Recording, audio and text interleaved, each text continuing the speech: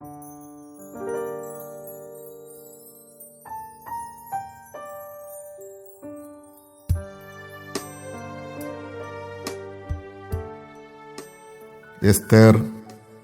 ആമുഖം.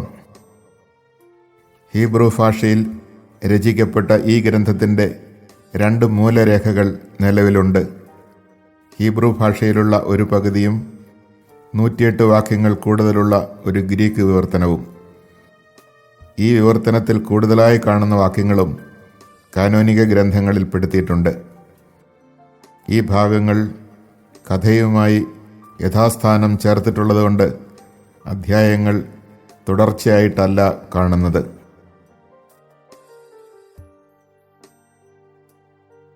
അധ്യായം 11. മഹാനായ അഹസ്വേരുസിൻ്റെ 2-ാം ഭരണവർഷം നീസാൻ മാസം 1-ാം തീയതി ജായീറിൻ്റെ മകൻ മൊർദെഖായി ഒരു സ്വപ്നം കണ്ടു. ജായീർ ബെഞ്ചമിൻ ഗോത്രത്തിലെ കിഷിൻ്റെ മകൻ ഷിമേയിയുടെ പുത്രനായിരുന്നു. സൂസാ നഗരത്തിൽ ജീവിച്ചുകൊണ്ട് രാജകൊട്ടാരത്തിൽ സേവനം ചെയ്തിരുന്ന മഹാനായ ഒരു യഹൂദനായിരുന്നു മൊർദെഖായി.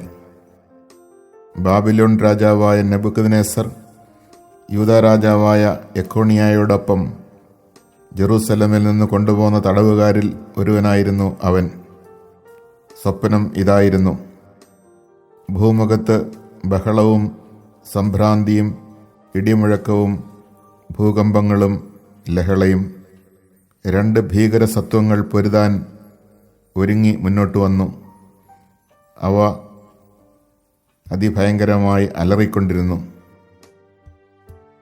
അവയുടെ അലർച്ച കേട്ട് സകല ജനതകളും നീതിമാന്മാരുടെ ജനതയ്ക്കെതിരെ യുദ്ധത്തിനൊരുങ്ങി.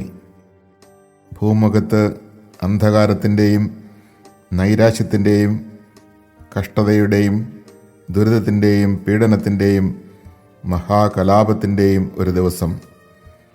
നീതിമാന്മാരുടെ ജനത മുഴുവൻ കഷ്ടതയിലായി. തങ്ങളെ ഭീഷണിപ്പെടുത്തുന്ന ദുഷ്ടതകളെ അവർ ഭയപ്പെട്ടു. നശിക്കാൻ അവർ തയ്യാറായി. അപ്പോൾ അവർ ദൈവത്തെ വിളിച്ചു. അവരുടെ കരച്ചിലിൽ നിന്ന് ചെറിയ ഉറവയിൽ നിന്നെന്ന പോലെ ധാരാളം ജലമുള്ള ഒരു മഹാനദിയുണ്ടായി. പ്രകാശം വന്നു, സൂര്യൻ ഉദിച്ചേർന്നു. എളിയവർ ഉയർത്തപ്പെട്ടു, ഉന്നതർ നശിപ്പിക്കപ്പെട്ടു. ദൈവം ചെയ്യാൻ ഉറച്ചിരിക്കുന്നത് എന്തെന്ന് മൊർദെഖായി ഈ സ്വപ്നത്തിൽ കണ്ടു. ഉണർന്നപ്പോൾ അത് അവൻ്റെ മനസ്സിൽ തങ്ങി നിന്നു. അത് എല്ലാ വിശദാംശങ്ങളോടും കൂടെ ഗ്രഹിക്കാൻ അവൻ ദിവസം മുഴുവൻ ശ്രമിച്ചു.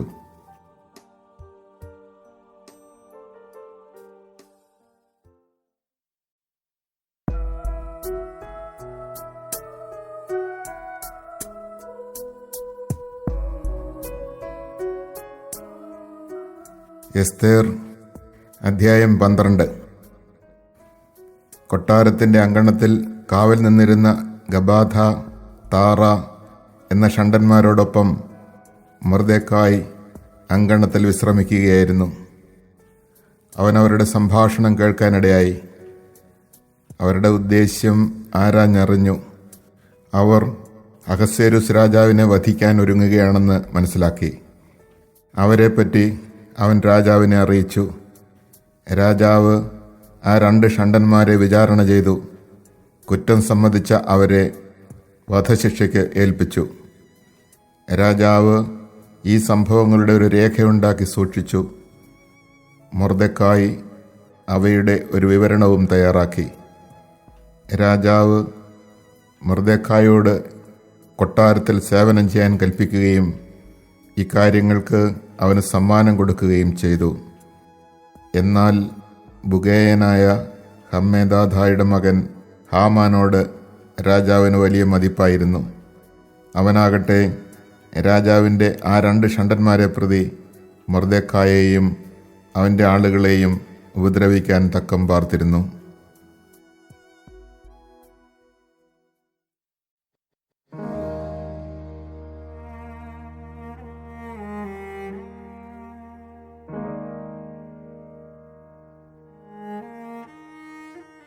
എസ്തേർ അധ്യായം 1.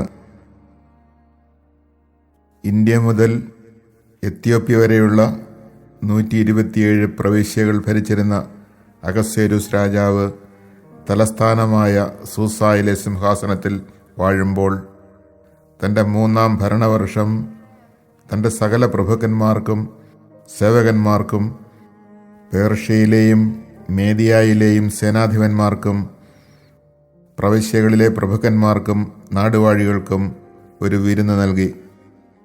180 ദിവസം അവൻ തൻ്റെ രാജകീയ മഹത്വത്തിൻ്റെ സമൃദ്ധിയും തൻ്റെ പ്രതാപൈശ്വര്യങ്ങളുടെ ആഡംബരപൂർണതയും അവരുടെ മുൻപിൽ പ്രദർശിപ്പിച്ചു. അത് കഴിഞ്ഞ് തലസ്ഥാനമായ സൂസായിലുണ്ടായിരുന്ന വലിയവരും ചെറിയവരുമായ സകലർക്കും കൊട്ടാരത്തിലെ ഉദ്യാനാങ്കണത്തിൽ വെച്ച് 7 ദിവസം നീണ്ടുനിന്ന വിരുന്ന് നൽകി. അവിടെ മാർബിൾ സ്തംഭങ്ങളിലുള്ള വെള്ളി വളയങ്ങളിൽ ചമന്ന നേർത്ത ചണനൂലുകൾ കോർത്ത് പരുത്തിത്തുണി കൊണ്ടുള്ള വെളുപ്പും നീലയുമായ യവനികകൾ തൂക്കിയിട്ടിരുന്നു. അമൃതശില, വെണ്ണക്കല്ല്, മുത്തുച്ചിപ്പി, രത്നക്കല്ലുകൾ ഇവ പടുത്ത് വർണ്ണശബളമാക്കിയ തളത്തിൽ പൊന്നുകൊണ്ടും വെള്ളികൊണ്ടും നിർമ്മിച്ച തൽപ്പങ്ങളും ഉണ്ടായിരുന്നു. വിവിധതരം പൊൻചഷകങ്ങളിലാണ് പാനീയങ്ങൾ പകർന്നിരുന്നത്. രാജകീയ വീഞ്ഞും രാജാവിൻ്റെ ഔദാര്യമനുസരിച്ച് നിർലോഭം വിളമ്പി. കുടിക്കുന്നത് നിയമാനുസൃതമായിരുന്നു. എന്നാൽ കുടിക്കാൻ ആരെയും നിർബന്ധിച്ചില്ല. ഓരോരുത്തരുടെയും ഇഷ്ടം നോക്കണമെന്ന് സേവകന്മാർക്ക് രാജാവ് കൽപ്പന കൊടുത്തിരുന്നു. അഹസ്വേരുസ് രാജാവിൻ്റെ കൊട്ടാരത്തിലെ സ്ത്രീകൾക്ക് വാഷ്തി രാജ്ഞിയും ഒരു വിരുന്ന് നൽകി. 7-ാം ദിവസം രാജാവിൻ്റെ ഹൃദയം വീഞ്ഞു കുടിച്ച് സന്തുഷ്ടമായപ്പോൾ വാഷ്തി രാജ്ഞിയുടെ സൗന്ദര്യം ജനങ്ങൾക്കും പ്രഭുക്കന്മാർക്കും കാണിച്ചു കൊടുക്കാൻ വേണ്ടി അവളെ രാജകീയ കിരീടം ധരിപ്പിച്ച് രാജസന്നദ്ധിയിൽ ആനയിക്കാൻ അഹസ്വേരുസ് രാജാവ് കൊട്ടാരത്തിലെ സേവകന്മാരായ മെഹുമാൻ, ബിസ്ത, ഹർബോണ, ബിക്ത, അബാക്ത, സേതാർ, കാർക്കാസ് എന്നീ 7 ഷണ്ഡന്മാരോട് കൽപ്പിച്ചു. രാജ്ഞി കാഴ്ചയ്ക്ക് വളരെ അഴകുള്ളവളായിരുന്നു. ഷണ്ഡന്മാർ അറിയിച്ച രാജകൽപ്പനയനുസരിച്ച് വരുന്നതിന് വാഷ്തി രാജ്ഞി വിസമ്മതിച്ചു. തന്മൂലം രാജാവ് കോപിച്ചു. കോപം ഉള്ളിൽ ആളിക്കത്തി. നിയമത്തിലും ന്യായത്തിലും പാണ്ഡിത്യമുള്ളവരോട് ആലോചന ചോദിക്കുക രാജാവിന് പതിവായിരുന്നു. തൻ്റെ മുഖഭാവം ശ്രദ്ധിച്ചുകൊണ്ടിരുന്ന പേർഷ്യയിലെയും മേദിയായിലെയും പ്രഭുക്കന്മാരായ കർഷേന, ഷെത്താർ, അത്മാഥ, താർഷീഷ്, മേരസ്, മർസേന, മെമുക്കാൻ എന്നീ ജ്ഞാനികളും പ്രമുഖന്മാരുമായ 7 പേരോട് രാജാവ് ആരാഞ്ഞു. നിയമമനുസരിച്ച് വാഷ്തി രാജ്ഞിയോട് എന്താണ് ചെയ്യേണ്ടത്? അഹസ്വേരുസ് രാജാവ് ഷണ്ഡന്മാർ മുഖേന അറിയിച്ച കൽപ്പന അവൾ അനുസരിച്ചില്ല. അപ്പോൾ മെമുക്കാൻ രാജാവിനോടും പ്രഭുക്കന്മാരോടുമായി പറഞ്ഞു, രാജാവിനോട് മാത്രമല്ല പ്രഭുക്കന്മാരോടും അഹസ്വേരുസ് രാജാവിൻ്റെ എല്ലാ പ്രവിശ്യകളിൽ നിന്നുള്ള സകല ജനങ്ങളോടുമാണ് വാഷ്തി രാജ്ഞി തെറ്റ് ചെയ്തിരിക്കുന്നത്. രാജ്ഞിയുടെ ഈ പ്രവൃത്തി എല്ലാ സ്ത്രീകളും അറിയുകയും ഭർത്താക്കന്മാരെ അവർ അവജ്ഞയോടെ വീക്ഷിക്കുന്നതിന് ഇടയാക്കുകയും ചെയ്യും. അവർ പറയും, തൻ്റെ മുമ്പിൽ വരാൻ അഹസ്വേരുസ് രാജാവ് വാഷ്തി രാജ്ഞിയോട് ആജ്ഞാപിച്ചു, അവൾ ചെന്നില്ല. രാജ്ഞിയുടെ പെരുമാറ്റത്തെപ്പറ്റി കേട്ട പേർഷ്യയിലെയും മേദിയായിലെയും വനിതകൾ അതിനെപ്പറ്റി ഇന്ന് തന്നെ രാജാവിൻ്റെ സകല പ്രഭുക്കന്മാരോടും പറയും. അങ്ങനെ എങ്ങും വലിയ അവജ്ഞയും അമർഷവും ഉണ്ടാകും. രാജാവിൻ്റെ ഹിതമെങ്കിൽ വാഷ്തി ഇനിയൊരിക്കലും അഹസ്വേരുസ് രാജാവിൻ്റെ മുൻപിൽ വരരുതെന്ന് ഒരു രാജശാസനം പുറപ്പെടുവിച്ച് അതിന് മാറ്റം വരാതിരിക്കത്തക്ക വിധം അത് പേർഷ്യക്കാരുടെയും മേദിയക്കാരുടെയും നിയമങ്ങളിൽ എഴുതട്ടെ. രാജ്ഞീപദം അവളെക്കാൾ ശ്രേഷ്ഠയായ ഒരുവൾക്ക് രാജാവ് നൽകുകയും ചെയ്യട്ടെ. അപ്രകാരം രാജകൽപ്പന വിസ്തൃതമായ രാജ്യത്തെങ്ങും വിളംബരം ചെയ്യുമ്പോൾ സകല സ്ത്രീകളും വലിയവരും ചെറിയവരും തങ്ങളുടെ ഭർത്താക്കന്മാരെ ബഹുമാനിക്കും. ഈ ഉപദേശം രാജാവിനും പ്രഭുക്കന്മാർക്കും ഇഷ്ടപ്പെട്ടു. മെമുക്കാൻ നിർദ്ദേശിച്ചതുപോലെ രാജാവ് ചെയ്തു. പുരുഷന്മാർ വീടുകളിൽ നാഥന്മാരായിരിക്കണമെന്ന് രാജാവ് തൻ്റെ സകല പ്രവിശ്യകളിലേക്കും എഴുത്തുകൾ അയച്ചു. ഓരോ പ്രവിശ്യയ്ക്കും അതിൻ്റെ ലിപിയിലും ഓരോ ജനതയ്ക്കും അതിൻ്റെ ഭാഷയിലുമാണ് എഴുതിയത്.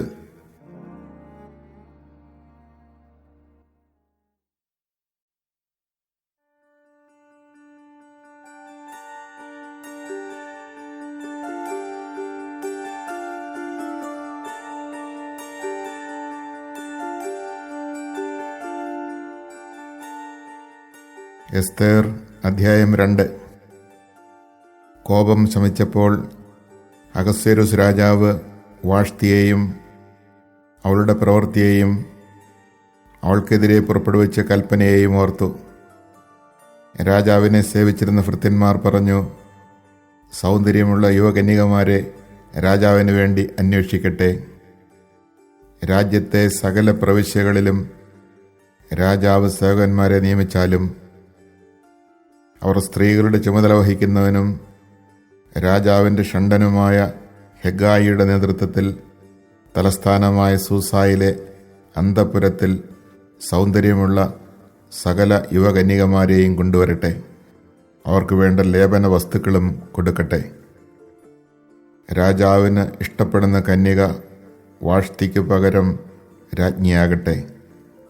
ഇത് രാജാവിന് ഇഷ്ടപ്പെട്ടു. അവൻ അങ്ങനെ ചെയ്തു. തലസ്ഥാനമായ സൂസായിൽ മൊർദെഖായി എന്ന ഒരു യഹൂദൻ ഉണ്ടായിരുന്നു. അവൻ ബെഞ്ചമിൻ ഗോത്രജനായ കിഷിൻ്റെ മകൻ ഷിമേയിയുടെ മകനായ ജായീറിൻ്റെ മകനായിരുന്നു. ബാബിലോൺ രാജാവായ നെബൂഖദ്നേസർ യൂദാ രാജാവായ യഖോണിയായോടൊപ്പം ജെറുസലമിൽ നിന്ന് തടവുകാരായി കൊണ്ടുപോയവരുടെ കൂട്ടത്തിൽ അവനും ഉൾപ്പെട്ടിരുന്നു.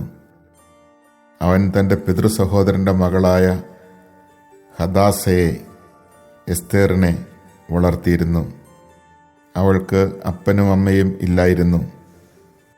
ആ യുവതി രൂപവതിയും സുമുഖിയുമായിരുന്നു. മാതാപിതാക്കൾ മരിച്ച അവളെ മൊർദെഖായി സ്വന്തം മകളായി സ്വീകരിച്ചു. രാജാവ് വിളംബരം ചെയ്ത കൽപ്പനയനുസരിച്ച് തലസ്ഥാനമായ സൂസായിൽ കൊണ്ടുവന്ന് സ്ത്രീകളുടെ ചുമതല വഹിക്കുന്ന ഹെഗായിയെ ഏൽപ്പിച്ച അനേകം കന്യകമാരുടെ കൂട്ടത്തിൽ എസ്തേറും ഉണ്ടായിരുന്നു. അവളെ അവൻ ഇഷ്ടപ്പെടുകയും അവൾ അവൻ്റെ പ്രീതി നേടുകയും ചെയ്തു. അവൻ അവൾക്കാവശ്യമായ സുഗന്ധതൈലങ്ങളും ഭക്ഷണവും രാജകൊട്ടാരത്തിൽ നിന്ന് തിരഞ്ഞെടുത്ത 7 തോഴിമാരെയും കൊടുത്തു. അവൾക്കും തോഴിമാർക്കും അന്തഃപുരത്തിലെ ഏറ്റവും നല്ല സ്ഥലം നൽകി. തൻ്റെ വംശമോ കുലമോ എസ്തേർ ആർക്കും വെളിപ്പെടുത്തിയില്ല. അതാരോടും പറയരുതെന്ന് മൊർദെഖായി അവളോട് കൽപ്പിച്ചിരുന്നു. എസ്തേറിന് സുഖമാണോ എന്നറിയാൻ മൊർദെഖായി ദിവസവും അന്തഃപുരത്തിൻ്റെ മുൻവശത്തുകൂടെ നടക്കുമായിരുന്നു.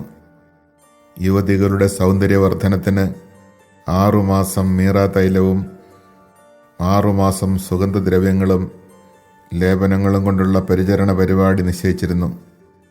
ഈ 12 മാസം കഴിഞ്ഞ് ഓരോ യുവതിയും തവണയനുസരിച്ച് അഹസ്വേരോസ് രാജാവിൻ്റെ അടുത്തേക്ക് ചെന്നു.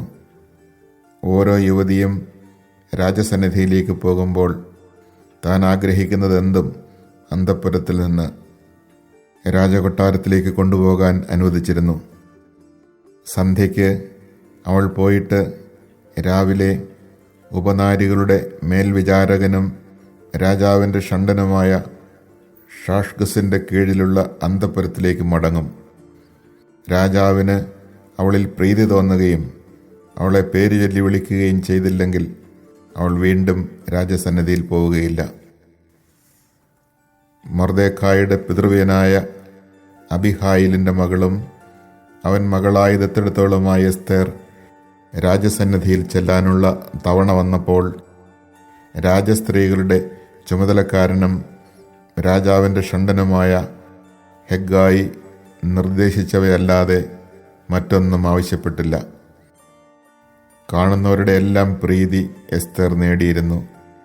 രാജാവിൻ്റെ 7-ാം ഭരണവർഷം 10-ാം മാസം, അതായത് തേബത്ത് മാസം, കൊട്ടാരത്തിൽ അഹസ്വേരോസ് രാജാവിൻ്റെ അടുത്തേക്ക് എസ്തേറിനെ കൊണ്ടുപോയി.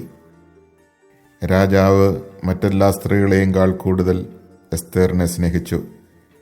അവൻ്റെ മുൻപിൽ സകല കന്യകമാരെയും അധികം അവൾ പ്രീതിയും ആനുകൂല്യവും നേടി. തന്മൂലം അവൻ രാജകീയ കിരീടം അവളുടെ തലയിൽ വെച്ച് അവളെ വാഷ്തിക്കു പകരം രാജ്ഞിയാക്കി. അനന്തരം രാജാവ് എസ്തേറിൻ്റെ പേരിൽ തൻ്റെ എല്ലാ പ്രഭുക്കന്മാർക്കും സേവകന്മാർക്കും ഒരു വലിയ വിരുന്ന് നൽകി. അവൻ പ്രവിശ്യകളുടെ നികുതികളിൽ ഇളവ് വരുത്തി തൻ്റെ രാജകീയ ഔദാര്യത്തിനൊത്തവിധം സമ്മാനങ്ങൾ കൊടുക്കുകയും ചെയ്തു. 2-ാം പ്രാവശ്യം കന്യകമാരെ വിളിച്ചു കൂട്ടിയപ്പോൾ മൊർദെഖായി കൊട്ടാരവാതിൽക്കൽ ഇരിക്കുകയായിരുന്നു. എസ്തേറാകട്ടെ മൊർദെഖായി കൽപ്പിച്ചതനുസരിച്ച് തൻ്റെ വംശമോ കുലമോ വെളിപ്പെടുത്തിയിരുന്നില്ല. മൊർദെഖായി തന്നെ വളർത്തിയിരുന്ന കാലത്തെ പോലെ തന്നെ ഇപ്പോഴും എസ്തേർ അവനെ അനുസരിച്ചിരുന്നു. ആ നാളുകളിൽ മൊർദെഖായി കൊട്ടാരവാതിൽക്കൽ ഇരിക്കുമ്പോൾ വാതിൽ കാവൽക്കാരും രാജാവിൻ്റെ ഷണ്ഡന്മാരുമായ ബിഗ്താനും തേരഷും കോപം പൂണ്ട് അഹസ്വേരോസ് രാജാവിനെ വധിക്കാൻ ആലോചിച്ചു. ഇക്കാര്യം മൊർദെഖായി അറിയുകയും അവനത് എസ്തേർ രാജ്ഞിയോട് പറയുകയും ചെയ്തു. എസ്തേർ അത് മൊർദെഖായിക്ക് വേണ്ടി രാജാവിനെ അറിയിച്ചു. അന്വേഷിച്ചപ്പോൾ അത് ശരിയാണെന്ന് കണ്ടു. ആ 2 പേരും കഴിവിലേറ്റപ്പെട്ടു. രാജസാന്നിധ്യത്തിൽ ഇത് ദിനവൃത്താന്ത പുസ്തകത്തിൽ രേഖപ്പെടുത്തി.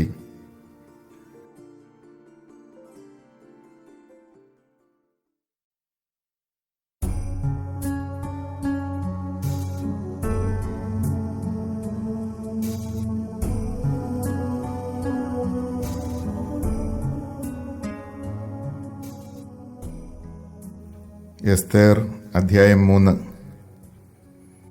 ഇവയ്ക്ക് ശേഷം അഹസ്വേരോസ് രാജാവ് അഗാഗ് വംശജനും ഹമ്മേദാഥായുടെ മകനുമായ ഹാമാന് സ്ഥാനക്കയറ്റവും ഉന്നത പദവിയും നൽകി.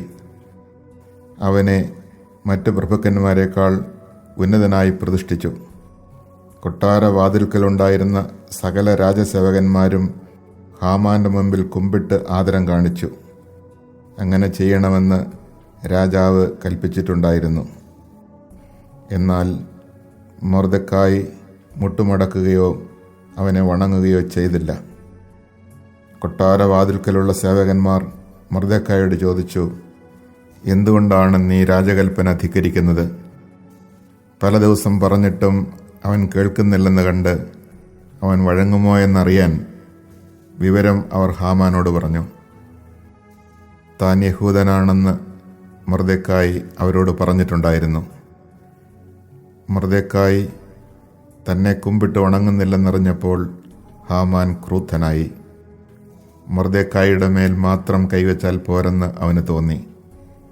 മൊർദെഖായിയുടെ വംശമെന്ന് അവൻ അറിഞ്ഞിരുന്ന യഹൂദരെ മുഴുവൻ അഹസ്വേരോസിൻ്റെ രാജ്യത്തു നിന്ന് നിർമൂലനം ചെയ്യണമെന്ന് ഹാമാൻ ആഗ്രഹിച്ചു. അഹസ്വേരോസ് രാജാവിൻ്റെ 12-ാം ഭരണവർഷം ആദ്യമാസമായ നീസാൻ മാസം ഹാമാൻ്റെ മുമ്പിൽ വെച്ച് അവർ ദിനംതോറും കുറിയിട്ടു. 12-ാം മാസമായ ആദാർ വരെ അവർ 1 മാസവും മുടങ്ങാതെ അത് തുടർന്നു. പിന്നെ ഹാമാൻ അഹസ്വേരോസ് രാജാവിനോട് പറഞ്ഞു, നിന്റെ രാജ്യത്തെ സകല പ്രവിശ്യകളിലെയും ജനങ്ങളുടെ ഇടയിൽ ചിന്നിച്ചിതറിക്കിടക്കുന്ന ഒരു വംശമുണ്ട്. അവരുടെ നിയമങ്ങൾ മറ്റ് ജനതകളുടേതിൽ നിന്ന് ഭിന്നമാണ്. അവർ രാജാവിൻ്റെ നിയമങ്ങൾ പാലിക്കുന്നില്ല. അവരെ വെച്ച് പുലർത്തുന്നത് രാജാവിന് നല്ലതാണെന്ന് തോന്നുന്നില്ല. രാജാവിനിഷ്ടമെങ്കിൽ അവരെ നശിപ്പിക്കാൻ കൽപ്പിച്ചാലും ഞാൻ അതിനുവേണ്ടി ഭണ്ഡാരത്തിലേക്ക് രാജാവിൻ്റെ കാര്യവിചാരകന്മാരുടെ പക്കൽ 10,000 താലന്ത് വെള്ളി നൽകാം. അതനുസരിച്ച് രാജാവ് തൻ്റെ മുദ്രമോതിരം ഊരി യഹൂദരുടെ വിരോധിയും ഹമ്മേദാഥായുടെ മകനും അഗാഗ്യനുമായ ഹാമാന് കൊടുത്തു. രാജാവ് ഹാമാനോട് പറഞ്ഞു, ആ ധനം നീ തന്നെ സൂക്ഷിച്ചുകൊള്ളൂ. ആ ജനതയോട് നിനക്കിഷ്ടമുള്ളത് ചെയ്തുകൊള്ളുക. ആദ്യ മാസം 13-ാം ദിവസം രാജാവിൻ്റെ എഴുത്തുകാരെ വിളിച്ചുകൂട്ടി ഹാമാൻ കൽപ്പിച്ചതുപോലെ അവർ ഒരു രാജശാസനം എഴുതിയുണ്ടാക്കി.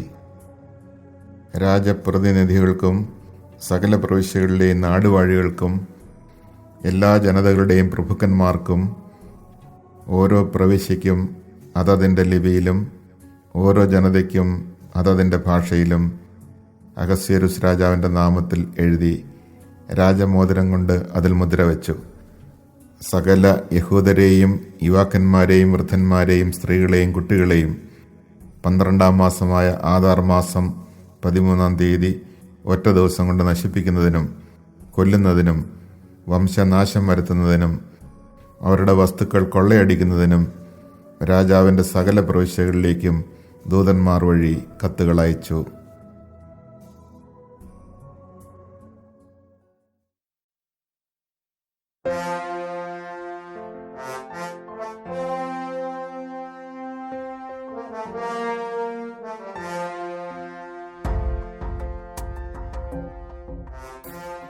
എസ്തേർ അധ്യായം 13. കത്തിൻ്റെ പകർപ്പ്.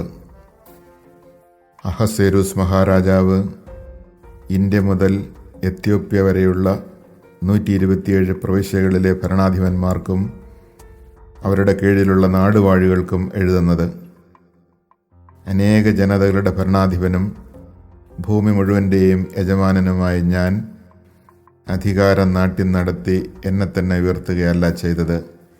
പ്രത്യുത എല്ലായ്പ്പോഴും ന്യായയുക്തമായും ദയാപൂർവകമായും ആണ് പ്രവർത്തിച്ചിട്ടുള്ളത്. എൻ്റെ എല്ലാ പ്രജകളും പൂർണ്ണമായ സ്വസ്ഥതയിൽ വസിക്കുന്നതിനും അങ്ങനെ എൻ്റെ രാജ്യത്തെ സമാധാനപൂർണ്ണമാക്കുന്നതിനും അതിൻ്റെ ഏത് ഭാഗത്തും ആർക്കും സഞ്ചരിക്കാൻ കഴിയുമാറ് അതിനെ സുരക്ഷിതമാക്കുന്നതിനും എല്ലാവരും ആഗ്രഹിക്കുന്ന സമാധാനം പുനഃസ്ഥാപിക്കുന്നതിനും ഞാൻ തീരുമാനിച്ചിരിക്കുന്നു. ഇതെങ്ങനെ സാധിക്കാമെന്ന് എൻ്റെ ഉപദേശകരോട് ചോദിച്ചപ്പോൾ, ശ്രേഷ്ഠമായ ജ്ഞാനത്തിൽ നമ്മിൽ ആരെയും അതിശയിക്കുന്നവനും സുസ്ഥിരമായ സന്മനസ്സും ഇളക്കമില്ലാത്ത വിശ്വസ്തതയും കൊണ്ട് അതിവിശിഷ്ടനും രാജ്യത്തെ 2-ാം സ്ഥാനം നേടിയവനുമായ ഹാമാൻ ഇങ്ങനെ ധരിപ്പിച്ചു: ലോകത്തിലെ എല്ലാ ജനതകളുടെയും ഇടയിൽ ചിതറിക്കിടക്കുന്ന ഒരു ശത്രു ജനതയുണ്ട്. അവരുടെ നിയമങ്ങൾ മറ്റ് ജനതകളുടെ നിയമങ്ങൾക്ക് വിരുദ്ധമാണ്. അവർ തുടർച്ചയായി രാജാക്കന്മാരുടെ കൽപ്പനകൾ അവഗണിക്കുന്നു. അങ്ങനെ നാം അത്യധികം ആഗ്രഹിക്കുന്ന രാജ്യത്തിൻ്റെ ഐക്യം സാധിക്കാതെ വന്നിരിക്കുന്നു. ഈ ജനത മാത്രം എല്ലാ മനുഷ്യർക്കും എതിരായി എക്കാലവും വഴിപിഴച്ച വിചിത്ര ജീവിത രീതിയും നിയമങ്ങളും പുലർത്തുന്നു. നമ്മുടെ രാജ്യം സുസ്ഥിരത നേടാതിരിക്കാൻ വേണ്ടി തങ്ങളാൽ കഴിയുന്ന എല്ലാ ഉപദ്രവങ്ങളും ചെയ്തുകൊണ്ട് അവർ നമ്മുടെ ഭരണകൂടത്തിനെതിരെ നിലകൊള്ളുന്നു. അതുകൊണ്ട് ഈ വർഷം 12-ാം മാസമായ ആദാർ മാസം 14-ാം ദിവസം എല്ലാ കാര്യങ്ങളുടെയും ചുമതല വഹിക്കുന്നവനും നമ്മുടെ 2-ാമത്തെ പിതാവുമായ ഹാമാൻ്റെ കത്തുകളിൽ എടുത്തു പറഞ്ഞിട്ടുള്ളവരെയെല്ലാം ഭാര്യമാരോടും കുട്ടികളോടുമൊപ്പം പരിപൂർണമായി നിർദ്ദയം അവരുടെ ശത്രുക്കളുടെ വാളിനിരയാക്കി നശിപ്പിക്കണമെന്ന് ഞാൻ കൽപ്പിക്കുന്നു. അങ്ങനെ പണ്ട് മുതൽ ഇന്ന് വരെ ശത്രുതയിൽ കഴിയുന്നവരെല്ലാം ഒറ്റ ദിവസം കൊണ്ട് വധിക്കപ്പെട്ട് പാതാളത്തിൽ പതിക്കട്ടെ. നമ്മുടെ ഭരണകൂടം പരിപൂർണമായി സുരക്ഷിതവും ഉപദ്രവമേൽക്കാത്തതുമായി ഇനിമേൽ നിലനിൽക്കട്ടെ.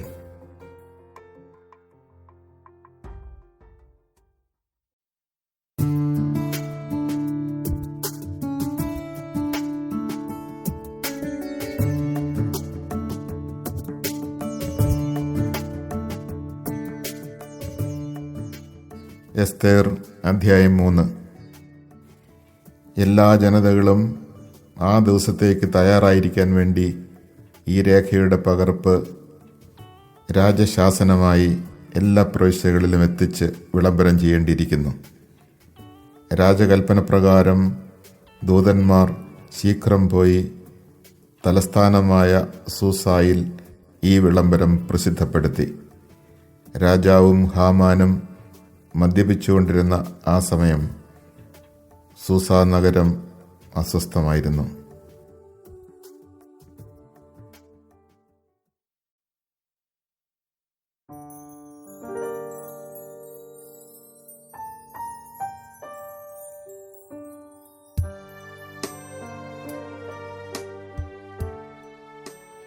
എസ്തേർ അധ്യായം 4.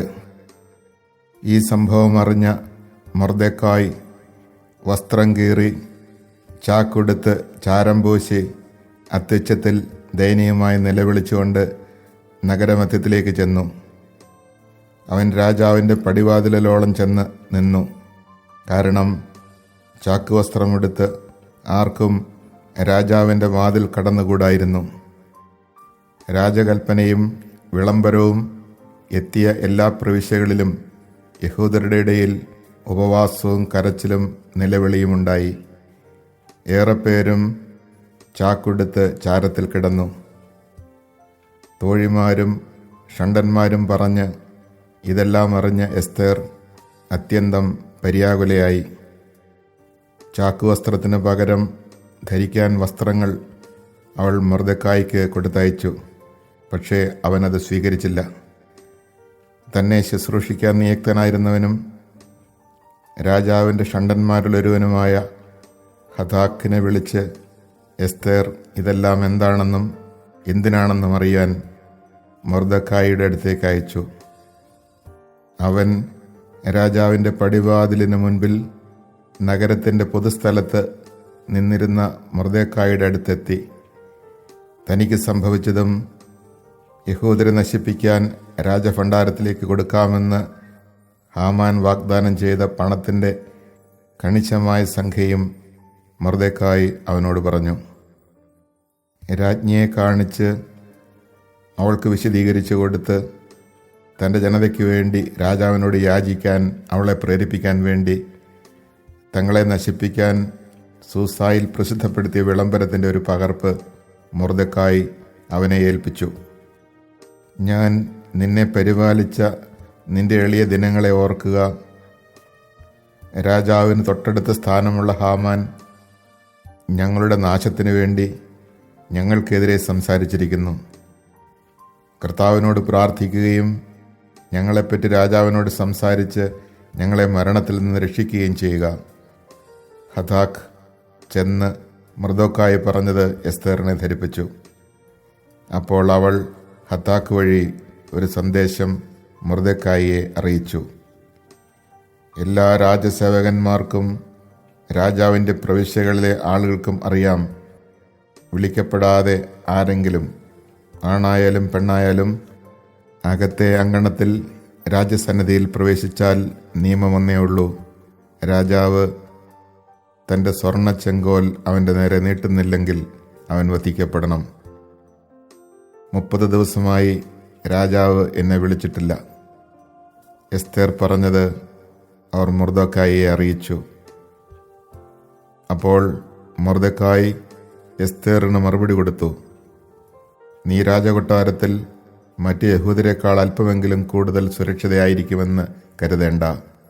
ഇതുപോലൊരു സമയത്ത് നീ മൗനം പാലിച്ചാൽ യഹൂദർക്ക് മറ്റൊരിടത്തു നിന്ന് ആശ്വാസവും മോചനവും വരും. പക്ഷേ നീയും നിന്റെ പിതൃഭവനവും നശിക്കും. ഇത്തരം ഒരു കാലത്തേക്കായിട്ടല്ല നീ രാജ്ഞി സ്ഥാനത്ത് വന്നിരിക്കുന്നതെന്ന് ആർക്കറിയാം. അപ്പോൾ മൊർദെഖായിയോട് പറയേണ്ട ഉത്തരം എസ്തേർ അവർക്ക് നൽകി. നീ പോയി സൂസായിലുള്ള സകല യഹൂദരെയും ഒരുമിച്ച് കൂട്ടി എനിക്ക് വേണ്ടി ഉപവസിക്കുക. 3 ദിവസം രാത്രിയും പകലും എന്തെങ്കിലും ഭക്ഷിക്കുകയോ പാനം ചെയ്യുകയോ അരുത്. ഞാനും എൻ്റെ തോഴിമാരും നിങ്ങളെപ്പോലെ തന്നെ ഉപവസിക്കും. പിന്നെ നിയമത്തിനെതിരാണെങ്കിലും ഞാൻ രാജാവിൻ്റെ അടുത്ത് പോകും. ഞാൻ നശിക്കുന്നെങ്കിൽ നശിക്കട്ടെ. എസ്തേർ പറഞ്ഞതുപോലെ മൊർദെഖായി ചെയ്തു.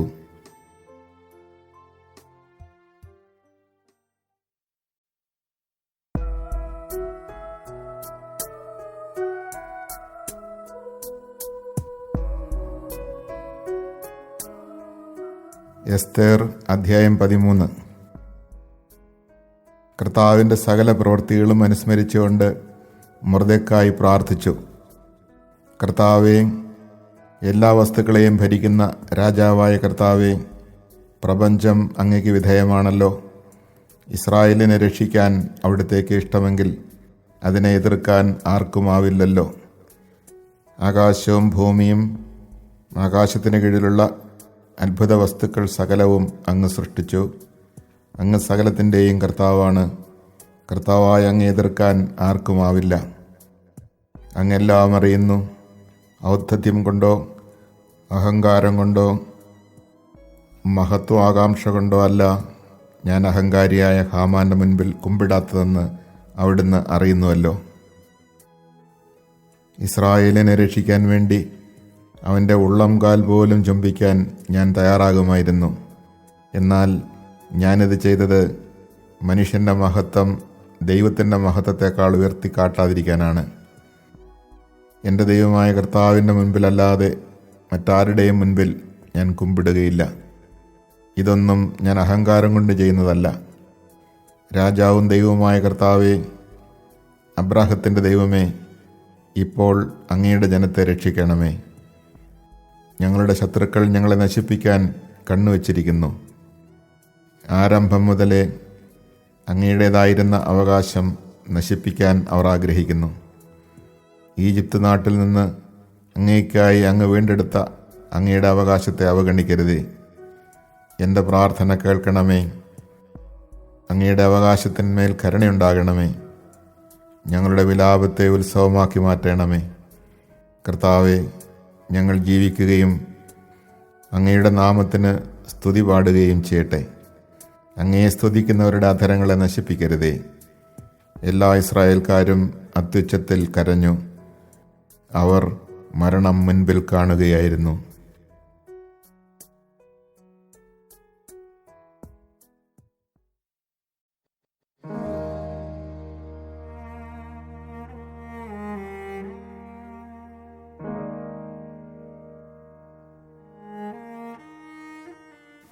എസ്തേർ അധ്യായം 14. എസ്തേർ രാജ്ഞി മരണതുല്യമായ ഉത്കണ്ഠയ്ക്ക് അധീനയായി കർത്താവിങ്കിലേക്ക് ഓടി. അവൾ വസ്ത്രാഡംബരങ്ങൾ ഉപേക്ഷിച്ച് ദുഃഖത്തിൻ്റെയും വിലാപത്തിൻ്റെയും വസ്ത്രം ധരിച്ചു. വിലയേറിയ സുഗന്ധ വസ്തുക്കൾക്ക് പകരം ചാരവും ചാണകവും കൊണ്ട് അവൾ തലമൂടി. ശരീരത്തെ അത്യന്തം എളിമപ്പെടുത്തി. അലങ്കരിക്കാൻ ഇഷ്ടപ്പെട്ടിരുന്ന ശരീരഭാഗങ്ങൾ താറുമാറായ തലമുടി കൊണ്ട് മറച്ചു. അവൾ ഇസ്രായേലിൻ്റെ ദൈവമായ കർത്താവിനോട് പ്രാർത്ഥിച്ചു. എൻ്റെ കർത്താവേ, അങ്ങ് മാത്രമാണ് ഞങ്ങളുടെ രാജാവ്. അങ്ങല്ലാതെ മറ്റൊരു തുണയില്ലാത്ത ഏകയായ എന്നെ സഹായിക്കണമേ. അപകടം എൻ്റെ കൈപ്പാട്ടിലെത്തിയിരിക്കുന്നു. കർത്താവേ, അങ്ങ് സകല ജനതകളിൽ നിന്ന് ഇസ്രായേലിനെ തിരഞ്ഞെടുത്തുവെന്നും ഞങ്ങളുടെ പിതാക്കന്മാരെ അവരുടെ എല്ലാ പൂർവികന്മാരിൽ നിന്ന് ഒരു ശാശ്വതാവകാശമായി തിരഞ്ഞെടുത്തുവെന്നും അവരോട് വാഗ്ദാനം ചെയ്തതെല്ലാം അങ്ങ് നിറവേറ്റിയെന്നും ജനനം മുതൽ ഞാൻ കുടുംബഗോത്രത്തിൽ പറഞ്ഞു കേട്ടിട്ടുണ്ട്. ഇപ്പോൾ ഞങ്ങൾ അവിടുത്തെ മുൻപിൽ പാപം ചെയ്തിരിക്കുന്നു. അങ്ങ് ഞങ്ങളെ ഞങ്ങളുടെ ശത്രുക്കളുടെ കരങ്ങളിൽ ഏൽപ്പിച്ചു കൊടുത്തു. കാരണം ഞങ്ങൾ അവരുടെ ദേവന്മാരെ മഹത്വപ്പെടുത്തി. കർത്താവേ, അങ്ങ് നീതിമാനാണ്. ഞങ്ങൾ അതികഠിനമായ അടിമത്തം അനുഭവിക്കുന്നത് കൊണ്ട് മാത്രം അവരിപ്പോൾ തൃപ്തരാകുന്നില്ല. അങ്ങ് കൽപ്പിച്ചവയെ ഇല്ലാതാക്കാനും അങ്ങയുടെ അവകാശം നശിപ്പിക്കാനും അങ്ങയെ സ്തുതിക്കുന്നവരുടെ അധരങ്ങളെ തടയാനും അങ്ങയുടെ ബലിപീഠത്തിലെ അഗ്നി കെടുത്താനും അങ്ങയുടെ ഭവനത്തിൻ്റെ മഹത്വം ഇല്ലാതാക്കാനും വ്യർത്ഥ വിഗ്രഹങ്ങൾക്ക് സ്തുതി പാടാൻ ജനതകളുടെ അധരങ്ങൾ തുറക്കാനും മർത്യനായ ഒരു രാജാവിനെ എന്നേക്കും മഹത്വപ്പെടുത്താനും അവർ തങ്ങളുടെ വിഗ്രഹങ്ങളോട് ഉടമ്പടി ചെയ്തിരിക്കുന്നു. കർത്താവേ, അസ്തിത്വമില്ലാത്ത ഒന്നിന് അങ്ങയുടെ ചെങ്കോൽ അടിയറ വയ്ക്കരുതേ. ഞങ്ങളുടെ പതനത്തിൽ ഞങ്ങളെ പരിഹസിക്കാൻ അവരെ അനുവദിക്കരുതേ. അവരുടെ പദ്ധതി അവർക്കെതിരെ തിരിക്കണമേ. ഞങ്ങൾക്കെതിരെ ഇങ്ങനെ തുനിഞ്ഞവനെ മറ്റുള്ളവർക്കൊരു പാഠമാക്കണമേ. കർത്താവേ, അങ്ങ് ഇതെല്ലാം ഓർക്കണമേ. ഞങ്ങളുടെ ഈ കഷ്ടദിനങ്ങളിൽ അങ്ങ് അങ്ങയെ വെളിപ്പെടുത്തണമേ. ദേവന്മാരുടെ രാജാവേ, സകലാധികാരത്തിൻ്റെയും അധിപനെ, എനിക്ക് ധൈര്യം പകരണമേ. സിംഹത്തിൻ്റെ മുൻപിൽ എനിക്ക് ഭാഷണചാതുര്യം നൽകണമേ. ഞങ്ങൾക്കെതിരെ പൊരുതുന്നവനെ വെറുക്കേണ്ടതിന് അവന് മനംമാറ്റം വരുത്തണമേ.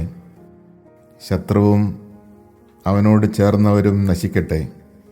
ഞങ്ങളെ അങ്ങയുടെ കരത്താൽ രക്ഷിക്കണമേ. കർത്താവെ, അങ്ങല്ലാതെ മറ്റൊരു തുണയില്ലാത്ത ഏകയായ എന്നെ സഹായിക്കണമേ. അങ്ങ് എല്ലാം അറിയുന്നുവല്ലോ. ഞാൻ ദുഷ്ടന്മാരുടെ പ്രതാപത്തെയും അപരിച്ഛേദത്തിൻ്റെയും വിദേശിയുടെയും കിടക്കയെയും വെറുക്കുന്നുവെന്ന് അങ്ങേക്കറിയാമല്ലോ. അപരിഹാര്യമായ എൻ്റെ അവസ്ഥ അങ്ങ് അറിയുന്നു. ജനമധ്യത്തിൽ പ്രത്യക്ഷപ്പെടുമ്പോൾ ശിരസിലണിയുന്ന എൻ്റെ ഉന്നത സ്ഥാനത്തിൻ്റെ ചിഹ്നത്തെ ഞാൻ വെറുക്കുന്നു. ഞാനതിനെ മലിനമായ പഴന്തുണി പോലെ വെറുക്കുന്നു. ഔദ്യോഗികമല്ലാത്ത അവസരങ്ങളിൽ ഞാനത് ധരിക്കുന്നില്ല. അങ്ങയുടെ ദാസി ഹാമാൻ്റെ മേശയിൽ നിന്ന് ഭക്ഷിച്ചിട്ടില്ല. രാജാവിൻ്റെ വിരുന്നുകളെ ഞാൻ ബഹുമാനിച്ചിട്ടില്ല. വിഗ്രഹാർപ്പിതമായ വീഞ്ഞ് ഞാൻ കുടിച്ചിട്ടില്ല. അബ്രാഹത്തിൻ്റെ ദൈവമായ കർത്താവെ, എന്നെ ഇവിടെ കൊണ്ടുവന്ന നാൾ മുതൽ ഇതുവരെ അങ്ങിലല്ലാതെ ഈ ദാസിക്ക് ആനന്ദമില്ലായിരുന്നു. എല്ലാറ്റിനെയും ഭരിക്കുന്ന ദൈവമേ, ആശയറ്റവരുടെ ശബ്ദം കേൾക്കണമേ. തിന്മ ചെയ്യുന്നവരുടെ കരങ്ങളിൽ നിന്ന് ഞങ്ങളെ രക്ഷിക്കണമേ. എന്നെ ഭയത്തിൽ നിന്ന് മോചിപ്പിക്കണമേ.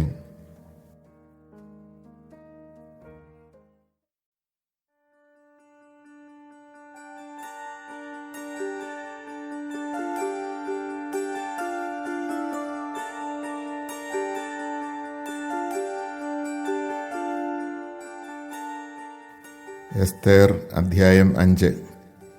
3-ാം ദിവസം എസ്തേർ രാജകീയ വസ്ത്രങ്ങൾ അണിഞ്ഞ് കൊട്ടാരത്തിൻ്റെ അകത്തെ അങ്കണത്തിൽ രാജമന്ദിരത്തിനു മുൻപിൽ ചെന്നു നിന്നു.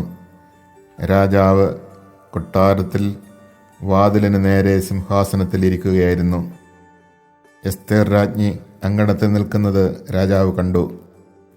അവൻ അവളിൽ പ്രസാദിച്ചു. തൻ്റെ കയ്യിലിരുന്ന സ്വർണ്ണച്ചെങ്കോൽ അവൻ അവളുടെ നേരെ നീട്ടി. എസ്തേർ അടുത്ത് ചെന്ന് ചെങ്കോലിൻ്റെ അഗ്രം തൊട്ടു.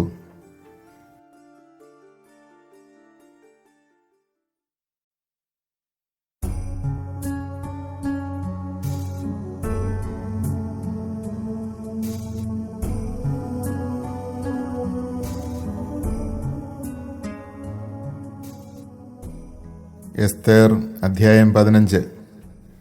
3-ാം ദിവസം പ്രാർത്ഥന തീർന്നപ്പോൾ അവൾ പ്രാർത്ഥനാവേളയിലെ വസ്ത്രം മാറ്റി മോടിയുള്ള വസ്ത്രം ധരിച്ചു. രാജകീയമായ അലങ്കാരങ്ങൾ അണിഞ്ഞ് എല്ലാം കാണുന്ന രക്ഷകനായ ദൈവത്തിൻ്റെ സഹായം വിളിച്ചപേക്ഷിച്ച് 2 തോഴിമാരെയും കൂട്ടി അവൾ നടന്നു.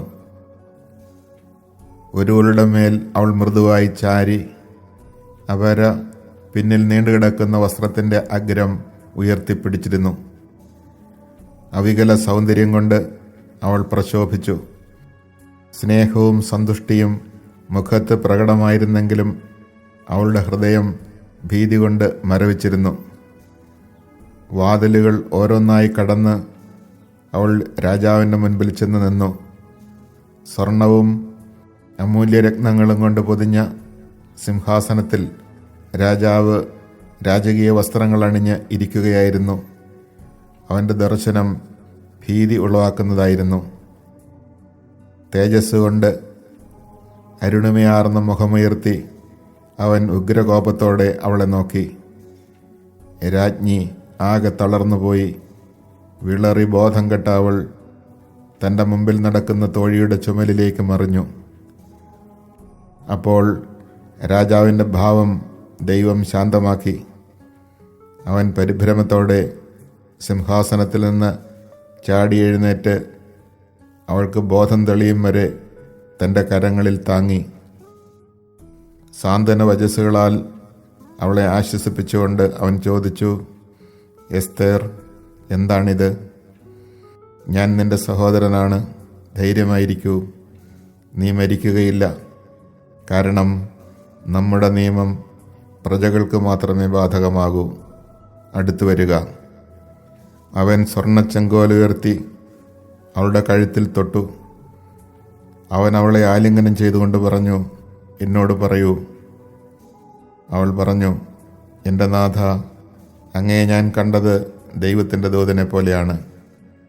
അങ്ങനെ എൻ്റെ ഹൃദയം അങ്ങയുടെ മഹത്വത്തോടുള്ള ഭീതി നിമിത്തം പിടഞ്ഞുപോയി. എൻ്റെ നാഥ, അങ്ങ് അത്ഭുത പുരുഷൻ തന്നെ. അങ്ങയുടെ മുഖം തേജസ്സുറ്റതാണ്. സംസാരിച്ചുകൊണ്ട് നിൽക്കവേ അവൾ മൊഹാലിസപ്പെട്ടു വീണു. രാജാവ് അത്യന്തം പരിഭ്രമിച്ചു. അവൻ്റെ ദാസന്മാർ അവളെ ആശ്വസിപ്പിക്കാൻ ശ്രമിച്ചു.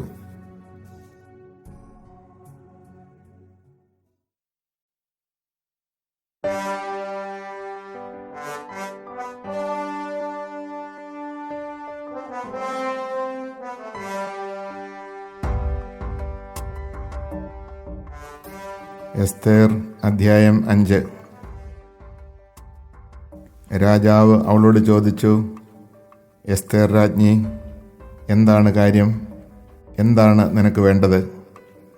രാജ്യത്തിൻ്റെ പകുതി തന്നെ ആയാലും അത് ഞാൻ നിനക്ക് നൽകാം. എസ്തേർ പറഞ്ഞു, രാജാവിന് ഇഷ്ടമാണെങ്കിൽ ഇന്ന് രാജാവിന് വേണ്ടി ഞാൻ ഒരുക്കിയിരിക്കുന്ന വിരുന്നിന് രാജാവും ഹാമാനും വരണം. രാജാവ് കൽപ്പിച്ചു, എസ്തേറിൻ്റെ ആഗ്രഹം നിറവേറ്റാൻ ഹാമാനെ ഉടനെ വരുത്തുക. അങ്ങനെ എസ്തേർ ഒരുക്കിയിരുന്ന വിരുന്നിന് രാജാവും ഹാമാനും എത്തി. അവർ വീഞ്ഞു കുടിച്ചുകൊണ്ടിരിക്കെ രാജാവ് എസ്തേറിനോട് ചോദിച്ചു, എന്താണ് നിന്റെ അപേക്ഷ? അത് നിനക്ക് സാധിച്ചു തരാം. നിനക്കെന്താണ് വേണ്ടത്? രാജ്യത്തിൻ്റെ പകുതി തന്നെയാണെങ്കിലും ഞാൻ നൽകാം. എസ്തേർ പറഞ്ഞു, എൻ്റെ അപേക്ഷയും ആവശ്യവും ഇതാണ്. രാജാവിന് എന്നോട് പ്രീതിയുണ്ടെങ്കിൽ എൻ്റെ അപേക്ഷയും ആവശ്യവും സാധിച്ചു തരാൻ അങ്ങ് ആഗ്രഹിക്കുന്നെങ്കിൽ ഞാൻ ഒരുക്കുന്ന വിരുന്നിന് നാളെയും രാജാവും ഹാമാനും വരണം. രാജാവ് ആവശ്യപ്പെട്ടത് നാളെ ഞാൻ ചെയ്തുകൊള്ളാം. ഹാമാൻ അന്ന് സന്തുഷ്ടനായി ആഹ്ലാദഭരിതനായി തിരികെ പോയി. എന്നാൽ രാജാവിൻ്റെ പടിവാതിൽക്കൽ തൻ്റെ മുമ്പിൽ എഴുന്നേൽക്കാതെയും ഒന്നനങ്ങുക പോലും ചെയ്യാതെയും ഇരിക്കുന്ന മൊർദെഖായെ കണ്ടപ്പോൾ ഹാമാൻ അവനെതിരെ കോപം കൊണ്ട് നിറഞ്ഞു. എന്നാൽ അവൻ തന്നെ നിയന്ത്രിച്ച് വീട്ടിലേക്ക് പോയി. അവൻ തൻ്റെ കൂട്ടുകാരെയും ഭാര്യയായ സേരഷിനെയും വിളിച്ചു. തൻ്റെ ധനമഹിമ, സന്താന ബാഹുല്യം, രാജാവ് തന്നെ ബഹുമാനിച്ച് നൽകിയ സ്ഥാനക്കയറ്റങ്ങൾ, രാജാവിൻ്റെ പ്രഭുക്കന്മാരെയും സേവകരെയും കാൾ തനിക്ക് നൽകിയ ഉയർച്ച, ഇവയെല്ലാം ഹാമാൻ അവരോട് വിവരിച്ചു. അവൻ തുടർന്നു, എസ്തേർ രാജ്ഞി താൻ ഒരുക്കിയ വിരുന്നിന് രാജാവിനോടൊപ്പം ചെല്ലാൻ എന്നെ അല്ലാതെ മറ്റാരെയും അനുവദിച്ചില്ല. നാളെയും രാജാവിനോടൊപ്പം ചെല്ലാൻ അവൾ എന്നെ ക്ഷണിച്ചിരിക്കുകയാണ്. എങ്കിലും മൊർദെഖായ് എന്ന യഹൂദൻ രാജാവിൻ്റെ പടിവാതിൽക്കലിരിക്കുന്നത് കാണുന്നിടത്തോളം കാലം ഇതൊന്നും എനിക്ക് തൃപ്തി നൽകുന്നില്ല. അപ്പോൾ അവൻ്റെ ഭാര്യ സേരഷും അവൻ്റെ സകല സ്നേഹിതന്മാരും പറഞ്ഞു, 50 മുഴം ഉയരമുള്ള ഒരു കഴുമരം ഉണ്ടാക്കുക. രാവിലെ തന്നെ ചെന്ന് രാജാവിനോട് പറയണം, മൊർദെഖായെ അതിന്മേൽ തൂക്കണമെന്ന്. പിന്നെ ആനന്ദത്തോടെ രാജാവിനോടൊത്ത് വിരുന്നിന് പോവുക. ഈ ഉപദേശം ഹാമാൻ ഇഷ്ടപ്പെട്ടു. അവൻ കഴുകുമരവും ഉണ്ടാക്കിച്ചു.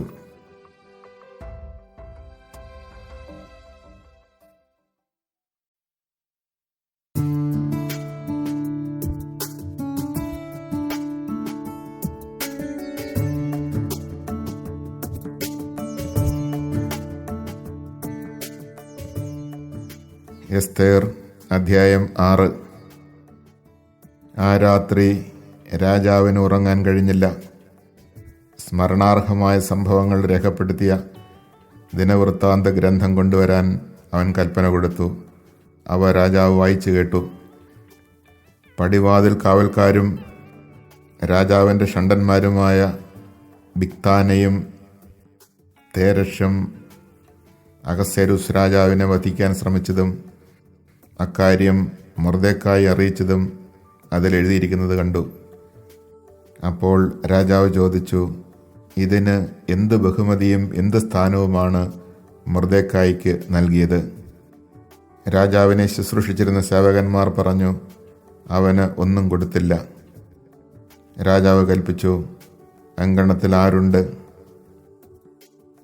മൊർദെഖായിക്ക് വേണ്ടി തയ്യാറാക്കപ്പെട്ട കഴുകുമരത്തിൽ അവനെ തൂക്കാൻ രാജാവ് കൽപ്പിക്കണമെന്ന് പറയാൻ വന്ന ഹാമാൻ കൊട്ടാരത്തിന് പുറത്തെ അങ്കണത്തിൽ നിന്ന് അപ്പോൾ പ്രവേശിച്ചതേയുള്ളൂ.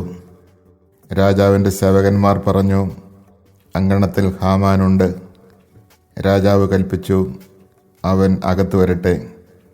അകത്തു വന്ന ഹാമാനോട് രാജാവ് ചോദിച്ചു, രാജാവ് ബഹുമാനിക്കാൻ ആഗ്രഹിക്കുന്ന ആളിന് എന്താണ് ചെയ്തു കൊടുക്കേണ്ടത്?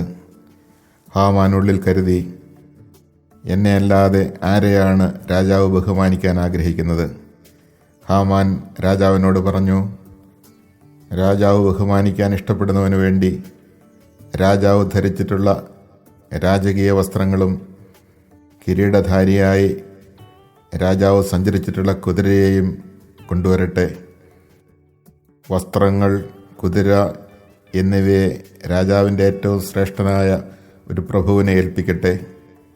രാജാവ് ബഹുമാനിക്കാൻ ആഗ്രഹിക്കുന്നവനെ ആ വസ്ത്രഭൂഷണങ്ങൾ അണിയിച്ച് കുതിരപ്പുറത്തിരുത്തി താൻ ബഹുമാനിക്കാൻ ആഗ്രഹിക്കുന്നവനോട് രാജാവ് ഇങ്ങനെ പെരുമാറുന്നു എന്ന് വിളിച്ചു പറഞ്ഞുകൊണ്ട് അവൻ നഗരവീഥിയിലൂടെ കൊണ്ടുപോകട്ടെ.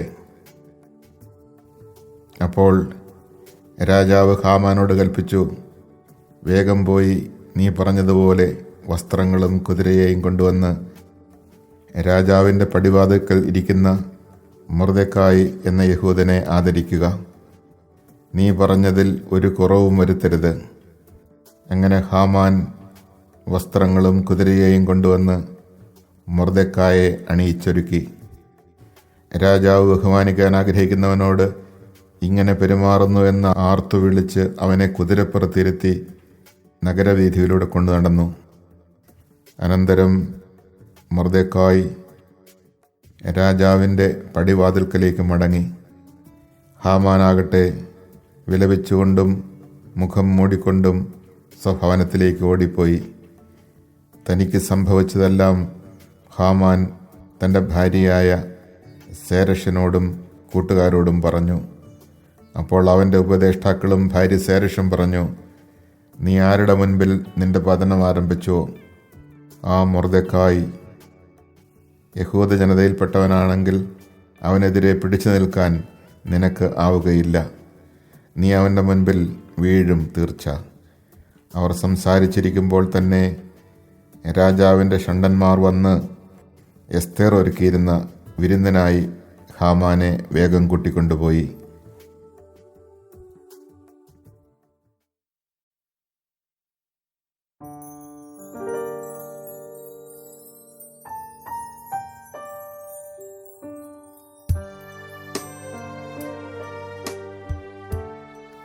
എസ്തേർ അധ്യായം 7. രാജാവും ഹാമാനും എസ്തേർ രാജ്ഞി ഒരുക്കിയ വിരുന്നിന് ചെന്നു. 2-ാം ദിവസം അവർ വീഞ്ഞു കുടിച്ചുകൊണ്ടിരിക്കെ രാജാവ് എസ്തേറിനോട് വീണ്ടും ചോദിച്ചു, എസ്തേർ രാജ്ഞി, നിന്റെ അപേക്ഷ എന്ത്? അത് നിനക്ക് ലഭിക്കും.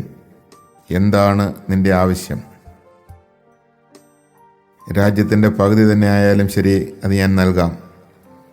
എസ്തേർ രാജ്ഞി പറഞ്ഞു, രാജാവേ, അങ്ങ് എന്നിൽ സംപ്രീതനാണെങ്കിൽ, രാജാവിന് ഇഷ്ടമാണെങ്കിൽ എൻ്റെ ജീവൻ രക്ഷിക്കണമെന്നാണ് എൻ്റെ അപേക്ഷ. എൻ്റെ ജനത്തെ രക്ഷിക്കണമെന്നതാണ് എൻ്റെ ആവശ്യം. നശിപ്പിക്കപ്പെടാനും കൊല്ലപ്പെടാനും നിർമൂലനം ചെയ്യപ്പെടാനും ഞാനും എൻ്റെ ജനവും വിൽക്കപ്പെട്ടവരാണ്. ഞങ്ങൾ സ്ത്രീകളും പുരുഷന്മാരും വെറും അടിമകളായിട്ടാണ് വിൽക്കപ്പെട്ടിരുന്നതെങ്കിൽ ഞാൻ സമാധാനം വെടിയുകയില്ലായിരുന്നു. ഞങ്ങളുടെ നാശം രാജാവിന് നഷ്ടമായി തീരരുതല്ലോ. അഹസ്വേരോസ് രാജാവ് എസ്തേർ രാജ്ഞിയോട് ചോദിച്ചു, ഇത് ചെയ്യാൻ ധൈര്യപ്പെട്ടവനാര്? അവനെവിടെ? എസ്തേർ പറഞ്ഞു, വൈരിയും ശത്രുവും ദുഷ്ടനായ ഈ ഹാമാൻ തന്നെ. അപ്പോൾ ഹാമാൻ രാജാവിൻ്റെയും രാജ്ഞിയുടെയും മുമ്പിൽ ഭയന്നു വിറച്ചു. രാജാവ് വിരുന്ന് നിർത്തി കോപിച്ചെഴുന്നേറ്റ് രാജകീയ ഉദ്യാനത്തിലേക്ക് പോയി. എന്നാൽ ഹാമാൻ എസ്തേർ രാജ്ഞിയോട് തൻ്റെ ജീവൻ യാചിക്കാൻ അവിടെ നിന്നു. കാരണം തനിക്ക് രാജാവ് തിന്മ വിധിച്ചിരിക്കുന്നുവെന്ന് അവന് മനസ്സിലായി. എസ്തേർ ഇരുന്നിരുന്ന തൽപ്പത്തിൽ ഹാമാൻ വീഴുന്നത് കണ്ടുകൊണ്ടാണ് രാജാവ് ഉദ്യാനത്തിൽ നിന്ന് വീഞ്ഞു കുടിച്ചിരുന്ന സ്ഥലത്തേക്ക് മടങ്ങി വന്നത്. അവൻ ചോദിച്ചു, എൻ്റെ കൊട്ടാരത്തിൽ വെച്ച്, എൻ്റെ മുമ്പിൽ വെച്ച് അവൻ രാജ്ഞിയെ ആക്രമിക്കുമോ? ഈ വാക്കുകൾ രാജാവ് ഉച്ചരിച്ച ഉടനെ അവർ ഹാമാൻ്റെ മുഖം മൂടി. രാജാവിനെ സേവിച്ചിരുന്ന ഷണ്ഡന്മാരിൽ ഒരാളായ ഹർബോണ പറഞ്ഞു, രാജാവിനെ രക്ഷിച്ച മൊർദെഖായിക്ക് വേണ്ടി ഹാമാൻ തയ്യാറാക്കിയ 50 മുഴം ഉയരമുള്ള കഴുമരം അവൻ്റെ വീട്ടിൽ നിൽക്കുന്നു. രാജാവ് കൽപ്പിച്ചു, അവനെ അതിൽ തന്നെ തൂക്കുക. അങ്ങനെ മൊർദെഖായിക്ക് വേണ്ടി ഹാമാൻ തയ്യാറാക്കിയ കഴുമരത്തിൽ അവനെ അവർ തൂക്കി. രാജാവിൻ്റെ കോപം ശമിച്ചു.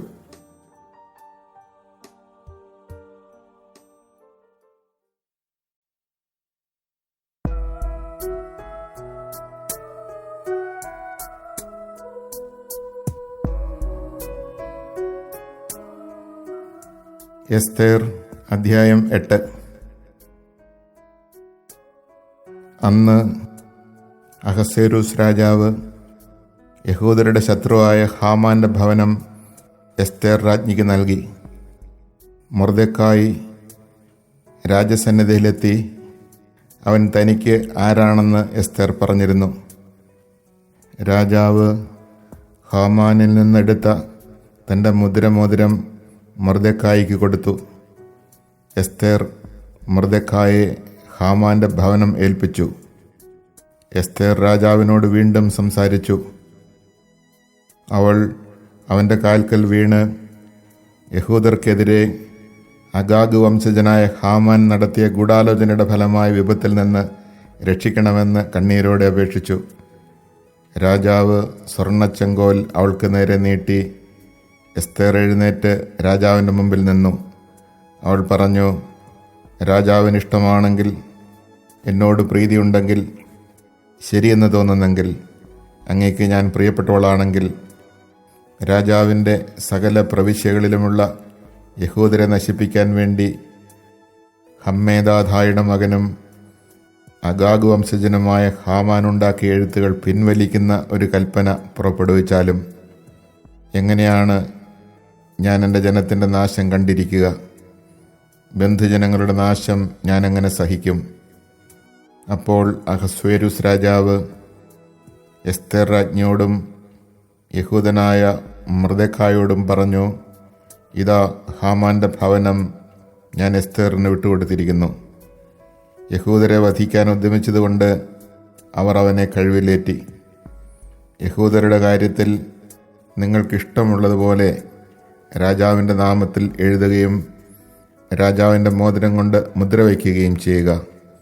രാജനാമത്തിൽ എഴുതപ്പെട്ട് രാജമോതിരത്താൽ മുദ്ര വയ്ക്കപ്പെടുന്ന വിളംബരം ആർക്കും ദുർബലമാക്കാനാവുകയില്ല. അക്കാലത്ത് 3-ാം മാസം സിവാൻ മാസം 23-ാം ദിവസം രാജാവിൻ്റെ എഴുത്തുകാരെ വിളിച്ചു വരുത്തി ഇന്ത്യ മുതൽ എത്യോപ്യ വരെയുള്ള 127 പ്രവിശ്യകളിലെ ഭരണാധിപന്മാർക്കും ദേശാധിപതികൾക്കും പ്രഭുക്കന്മാർക്കും യഹൂദരെ സംബന്ധിച്ച് മൊർദെഖായി കൽപ്പിച്ചതൊക്കെയും അനുസരിച്ച് ഒരു കൽപ്പന എഴുതി അയച്ചു. ഓരോ പ്രവിശ്യയ്ക്കും അതിൻ്റെ ലിപിയിലും ഓരോ ജനതയ്ക്കും അതിൻ്റെ ഭാഷയിലുമാണ് അതെഴുതിയത്. ഇത് അഹസ്വേരോസ് രാജാവിൻ്റെ നാമത്തിൽ എഴുതി മുദ്രവെച്ചു. രാജാവിൻ്റെ ലായത്തിൽ വളർന്നവയും രാജകീയ ആവശ്യങ്ങൾക്ക് ഉപയോഗിച്ചിരുന്നവയും വേഗതയേറിയവയുമായ കുതിരകളുടെ പുറത്ത് കയറി ദൂതന്മാർ കത്തുകൾ കൊണ്ടുപോയി. അഹസ്വേരുസ് രാജാവിൻ്റെ സകല പ്രവിശ്യകളിലും 12-ാം മാസമായ ആദാർ 13-ാം ദിവസം ഓരോ നഗരത്തിലും യഹൂദർ ഒരുമിച്ച് കൂടാനും തങ്ങളെ ആക്രമിക്കുന്ന ഏത് പ്രവിശ്യയുടെയും ജനതയുടെയും ആയുധസജ്ജമായ ശക്തിയെ ചെറുക്കാനും അവരെ കുട്ടികളും സ്ത്രീകളും അടക്കം നശിപ്പിക്കാനും കൊല്ലാനും അവരുടെ വസ്തുക്കൾ കൊള്ളയടിക്കാനും പ്രസ്തുത കത്തുകൾ വഴി രാജാവ് യഹൂദർക്ക് അനുവാദം നൽകി.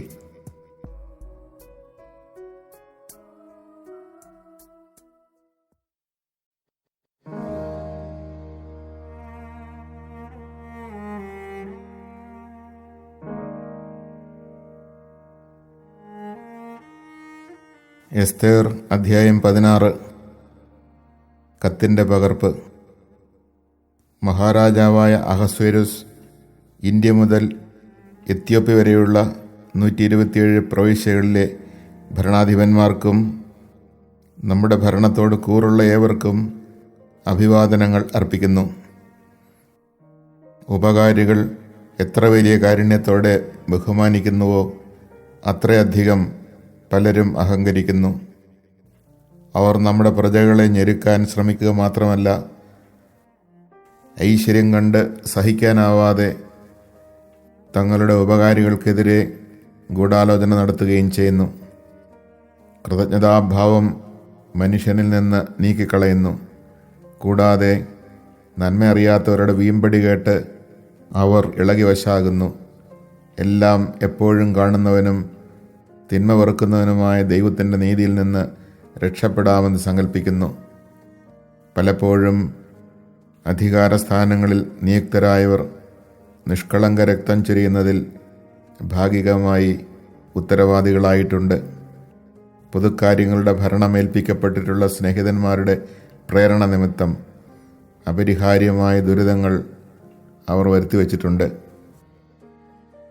ഇവർ തങ്ങളുടെ ദുസ്വഭാവത്തിൽ നിന്ന് വരുന്ന നീചമായ വഞ്ചന നിമിത്തം തങ്ങളുടെ പരമാധികാരികളുടെ ആത്മാർത്ഥമായ സന്മനസ്സിനെ കബളിപ്പിക്കുന്നു.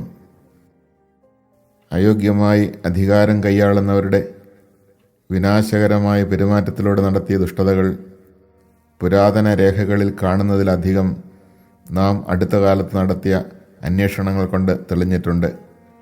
ഭാവിയിൽ നമ്മുടെ രാജ്യത്ത് എല്ലാ മനുഷ്യരുടെയും ഇടയിൽ ശാന്തിയും സമാധാനവും പുലരാൻ നാം കൂടുതൽ ശ്രദ്ധ ചെലുത്തും.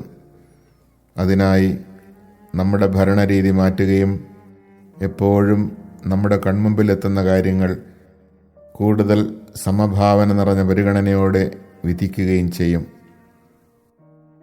ഹമ്മേദാഥായുടെ മകനും മക്കദോനിയക്കാരനും തീർച്ചയായും പേർഷ്യൻ രക്തത്തിന് അന്യനും നമ്മുടെ ദയേതും തീണ്ടിയിട്ടില്ലാത്തവനുമായ ഹാമാൻ നമ്മുടെ അതിഥിയായി ഇത്രയും കാലം എല്ലാ ജനതകളുടെയും നേരെ നമുക്കുള്ള സന്മനസ്സിൻ്റെ ഫലം അനുഭവിച്ചു. നാം അവനെ പിതാവെന്ന് വിളിക്കുകയും എല്ലാവരും എന്നും അവനെ രാജസിംഹാസനത്തിൻ്റെ 2-ാം സ്ഥാനക്കാരനായി കുമ്പിട്ട് വണങ്ങുകയും ചെയ്തു പോന്നു. എന്നാൽ അഹങ്കാരം അടക്കാനാവാതെ അവൻ നമ്മുടെ രാജ്യവും ജീവനും തട്ടിയെടുക്കാൻ തുനിഞ്ഞിറങ്ങി.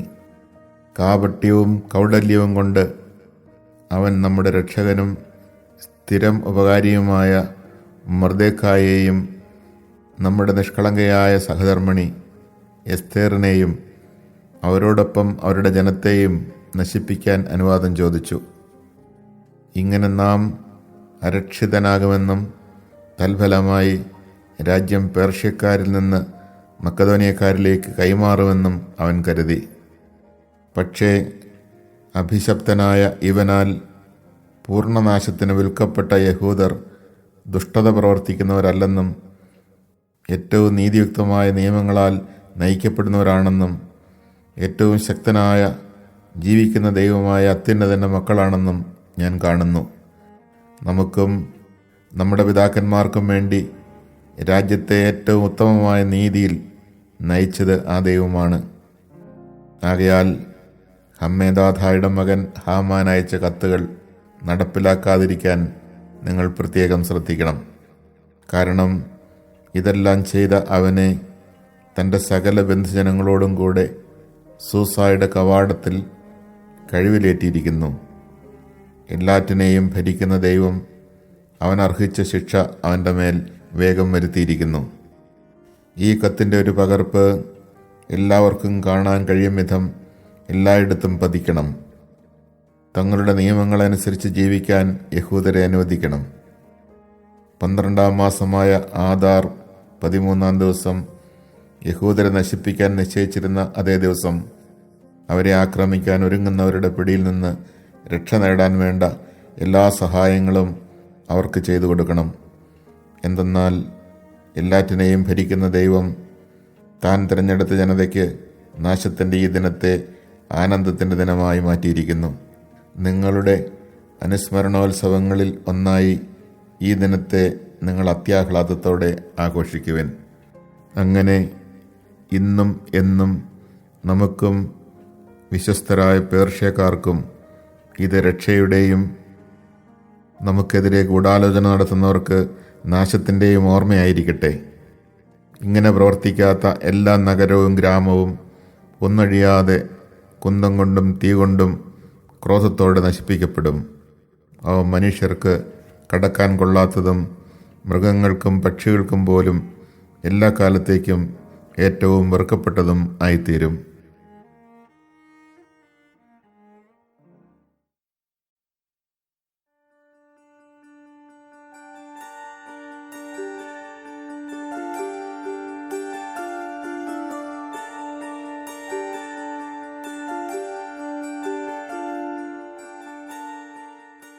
എസ്തേർ അധ്യായം 8. ഈ എഴുത്തിൻ്റെ ഒരു പകർപ്പ് ഒരു കൽപ്പനയായി എല്ലാ പ്രവിശ്യകളിലും പ്രസിദ്ധീകരിക്കുകയും ജനതകളുടെ ഇടയിൽ വിളംബരം ചെയ്യുകയും വേണ്ടിയിരുന്നു. ആ ദിവസം യഹൂദർ തങ്ങളെ ആക്രമിക്കുന്ന ശത്രുക്കൾക്കെതിരെ പ്രതികാരം ചെയ്യാൻ തയ്യാറാകേണ്ടിയിരുന്നു. അതുകൊണ്ട് രാജാവിൻ്റെ സേവനത്തിന് ഉപയോഗിച്ചിരുന്ന വേഗമേറിയ കുതിരയുടെ പുറത്ത് രാജകൽപ്പന അനുസരിച്ച് ദൂതന്മാർ ശീഘ്രം പുറപ്പെട്ടു. വിളംബരം തലസ്ഥാനമായ സൂസായിൽ പ്രസിദ്ധപ്പെടുത്തി. സൂസാ നഗരമാകെ ആർപ്പ് വിളിക്കുകയും ആഹ്ലാദിക്കുകയും ചെയ്യവേ മൊർദെഖായി നീലയും വെള്ളയുമായ രാജകീയ വസ്ത്രവും ഒരു വലിയ സ്വർണ്ണ കിരീടവും നേരിയ ചണനൂൽ കൊണ്ടുള്ള ചമന്ന മേലങ്കിയും അണിഞ്ഞ് രാജസന്നിധിയിൽ നിന്ന് പുറപ്പെട്ടു. യഹൂദർ പ്രസന്നരായി. അവർക്ക് സന്തുഷ്ടിയും ആനന്ദവും ബഹുമാനവും കൈവന്നു. രാജകൽപ്പനയും വിളംബരവും എത്തിയ സകല പ്രവിശ്യകളിലും നഗരങ്ങളിലും യഹൂദർ സന്തോഷിക്കുകയും ആഹ്ലാദിക്കുകയും ചെയ്തു. അവർക്ക് അത് വിശ്രമത്തിൻ്റെയും ഉത്സവാഘോഷത്തിൻ്റെയും ദിവസമായിരുന്നു. രാജ്യത്തെ ആളുകളിൽ അനേകം പേർ തങ്ങൾ യഹൂദരാണെന്ന് പ്രഖ്യാപിച്ചു. എന്തെന്നാൽ യഹൂദരെക്കുറിച്ചുള്ള ഭയം അവരെ പിടികൂടിയിരുന്നു.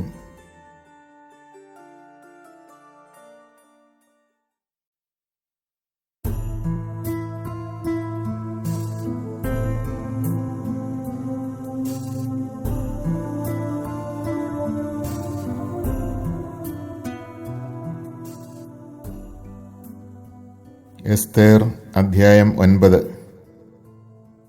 12-ാം മാസമായ ആദാർ 13-ാം ദിവസം രാജാവിൻ്റെ കൽപ്പനയും വിളംബരവും നിർവഹിക്കപ്പെടേണ്ട ആ ദിവസം യഹൂദരെ കീഴടക്കാമെന്ന് അവരുടെ ശത്രുക്കൾ പ്രതീക്ഷിച്ചിരുന്ന ആ ദിവസം യഹൂദർ തങ്ങളുടെ ശത്രുക്കളുടെ മേൽ വിജയം നേടുന്ന ദിവസമായി മാറി. അഹസ്വേരൂസിൻ്റെ എല്ലാ പ്രവിശ്യകളിലും തങ്ങളുടെ നഗരങ്ങളിൽ യഹൂദർ തങ്ങളുടെ നാശം ആഗ്രഹിച്ചിരുന്നവരെ വധിക്കാൻ ഒരുമിച്ചുകൂടി. ആർക്കും അവർക്കെതിരെ നിലകൊള്ളാൻ കഴിഞ്ഞില്ല. കാരണം അവരെക്കുറിച്ചുള്ള ഭയം അത്ര കണ്ട് എല്ലാ ജനതകളെയും ബാധിച്ചിരുന്നു. പ്രവിശ്യകളിലെ എല്ലാ പ്രഭുക്കന്മാരും ദേശാധിപതികളും നാടുവാഴികളും രാജസേവകന്മാരും യഹൂദരെ സഹായിച്ചു. കാരണം അവർ മൊർദെഖായെ ഭയന്നു. മൊർദെഖായ് രാജാവിൻ്റെ ഭവനത്തിൽ ഉന്നതനായിരുന്നു. അവൻ്റെ കീർത്തി സകല പ്രവിശ്യകളിലും വ്യാപിച്ചു. അങ്ങനെ മൊർദെഖായി കൂടുതൽ കൂടുതൽ ശക്തനായി തീർന്നു. യഹൂദർ തങ്ങളുടെ സകല ശത്രുക്കളെയും വാളിനിരയാക്കി നശിപ്പിച്ചു. തങ്ങളെ വെറുത്തിരുന്നവരോട് ഇഷ്ടമുള്ളതെല്ലാം അവർ ചെയ്തു. തലസ്ഥാനമായ സൂസായിൽ മാത്രം യഹൂദർ 500 പേരെ വധിച്ചു. പാർഷാൻദാഥ, ദാൽഫോൻ, അസ്പാഥ, പൊറാഥ, അദാലിയ, അരിദാഥ, പർമാഷ്ത, അരിസായ്, അരിദായ്, വൈസാഥ എന്നിങ്ങനെ ഹമ്മേദാഥായുടെ മകനും യഹൂദരുടെ ശത്രുവുമായ ഹാമാന്റെ 10 പുത്രന്മാരെയും അവർ വധിച്ചു. എന്നാൽ അവർ കവർച്ച നടത്തിയില്ല. തലസ്ഥാനമായ സൂസായിൽ കൊല്ലപ്പെട്ടവരുടെ സംഖ്യ അന്ന് തന്നെ രാജാവിനെ അറിയിച്ചു. രാജാവ് എസ്തേർ രാജ്ഞിയോട് പറഞ്ഞു, തലസ്ഥാനമായ സൂസായിൽ യഹൂദർ 500 പേരെയും കൂടാതെ ഹാമാന്റെ 10 പുത്രന്മാരെയും കൊന്നിട്ടുണ്ട്. അപ്പോൾ രാജാവിൻ്റെ മറ്റ് പ്രവിശ്യകളിൽ അവർ എന്തു തന്നെ ചെയ്തിരിക്കുകയില്ല. ഇനി നിന്റെ അപേക്ഷ എന്താണ്? അത് നിനക്ക് ഞാൻ സാധിച്ചു തരാം. നിന്റെ അടുത്ത ആവശ്യമെന്ത്? അത് നിവർത്തിച്ചു തരാം. എസ്തേർ പറഞ്ഞു, രാജാവിന് ഇഷ്ടമെങ്കിൽ ഇന്നത്തെ വിളംബരമനുസരിച്ച് നാളെയും പ്രവർത്തിക്കാൻ സൂസായിലുള്ള യഹൂദരെ അനുവദിച്ചാലും ഹാമാന്റെ 10 പുത്രന്മാരെയും കഴിവിലേറ്റട്ടെ. അങ്ങനെ ചെയ്യുന്നതിന് രാജാവ് കൽപ്പന നൽകി സൂസായിൽ ഒരു വിളംബരം പുറപ്പെടുവിക്കുകയും ഹാമാന്റെ 10 പുത്രന്മാരെയും തൂക്കിലിടുകയും ചെയ്തു. സൂസായിലുള്ള യഹൂദർ ആദാർ മാസം 14-ാം ദിവസം ഒരുമിച്ചുകൂടി സൂസായിലെ 300 പേരെ വധിച്ചു. കവർച്ചയൊന്നും നടത്തിയില്ല. രാജാവിൻ്റെ പ്രവിശ്യകളിലുണ്ടായിരുന്ന യഹൂദരും തങ്ങളുടെ ജീവനെ രക്ഷിക്കാൻ ഒന്നിച്ചുകൂടി ശത്രുഭീഷണിയിൽ നിന്ന് അവർ മോചനം നേടി. തങ്ങളെ വെറുത്തിരുന്ന 75,000 പേരെ അവർ കൊന്നു. പക്ഷേ അവർ കവർച്ച നടത്തിയില്ല. ഇത് ആദാർ മാസം 13-ാം ദിവസമായിരുന്നു. 14-ാം ദിവസം അവർ വിശ്രമിച്ചു. അത് ഉത്സവത്തിൻ്റെയും സന്തോഷത്തിൻ്റെയും ദിനമായിരുന്നു. എന്നാൽ സൂസായിലെ യഹൂദർ 13ഉം 14ഉം ദിവസങ്ങളിൽ ഒന്നിച്ചുകൂടുകയും 15-ാം ദിവസം വിശ്രമിച്ചുകൊണ്ട് അത് വിരുന്നിൻ്റെയും സന്തോഷത്തിൻ്റെയും ദിനമാക്കുകയും ചെയ്തു. ഇതുകൊണ്ടാണ് ചെറിയ പട്ടണങ്ങളിൽ വസിക്കുന്ന ഗ്രാമീണരായ യഹൂദർ ആദാർ മാസം 14-ാം ദിവസം സന്തോഷത്തിൻ്റെയും വിരുന്നിൻ്റെയും വിശ്രമത്തിൻ്റെയും സമ്മാനങ്ങൾ പരസ്പരം കൈമാറുന്നതിൻ്റെയും ദിനമായി ആചരിക്കുന്നത്. മൊർദെഖായി ഇതെല്ലാം രേഖപ്പെടുത്തി അഹസ്വേരൂസ് രാജാവിൻ്റെ സകല പ്രവിശ്യകളിലുമുള്ള സമീപസ്ഥരും വിദൂരസ്ഥരുമായ സകലർക്കും യഹൂദർക്കും എല്ലാ വർഷവും ആദാർ മാസം 14ഉം 15ഉം ദിവസങ്ങൾ ശത്രുക്കളിൽ നിന്നുള്ള മോചനത്തിൻ്റെ ദിനങ്ങളായും ആ മാസം ദുഃഖം സന്തോഷമായും വിലാപം വിശ്രമമായും തീർന്ന മാസമായും ആചരിക്കണമെന്ന് അവൻ എഴുതി. വിരുന്നിൻ്റെയും സന്തോഷത്തിൻ്റെയും ദിനങ്ങളായി പരസ്പരം സമ്മാനങ്ങളും ദരിദ്രർക്ക് ദാനങ്ങളും കൊടുക്കുന്ന ദിനങ്ങളായി അത് ആചരിക്കണമെന്നും അവൻ എഴുതി.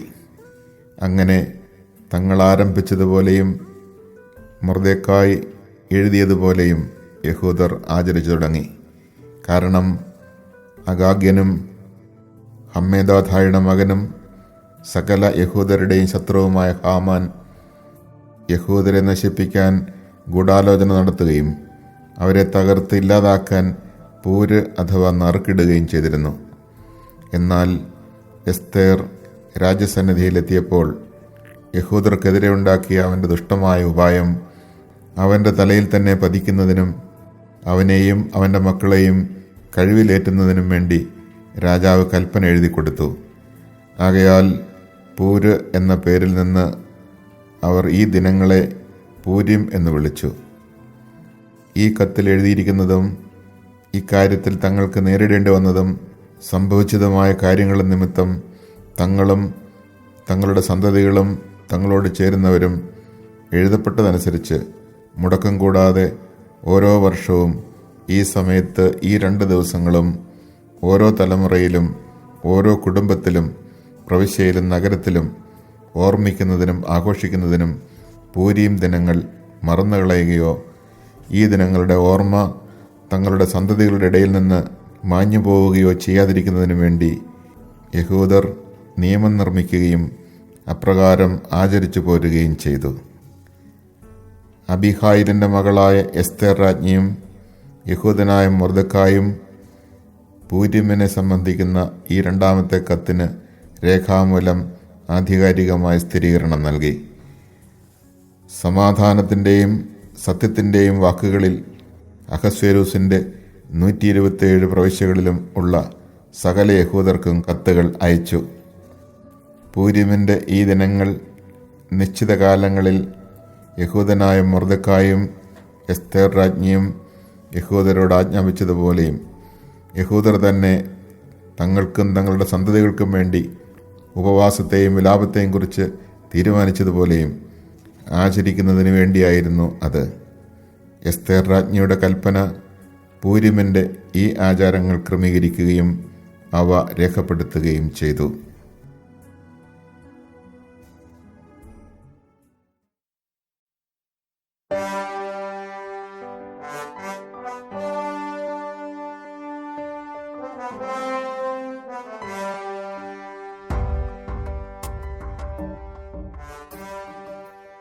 എസ്തേർ അധ്യായം 10. അഹസ്വേരൂസ് രാജാവ് ദേശത്തും തീരപ്രദേശങ്ങളിലും കരം ചുമത്തി.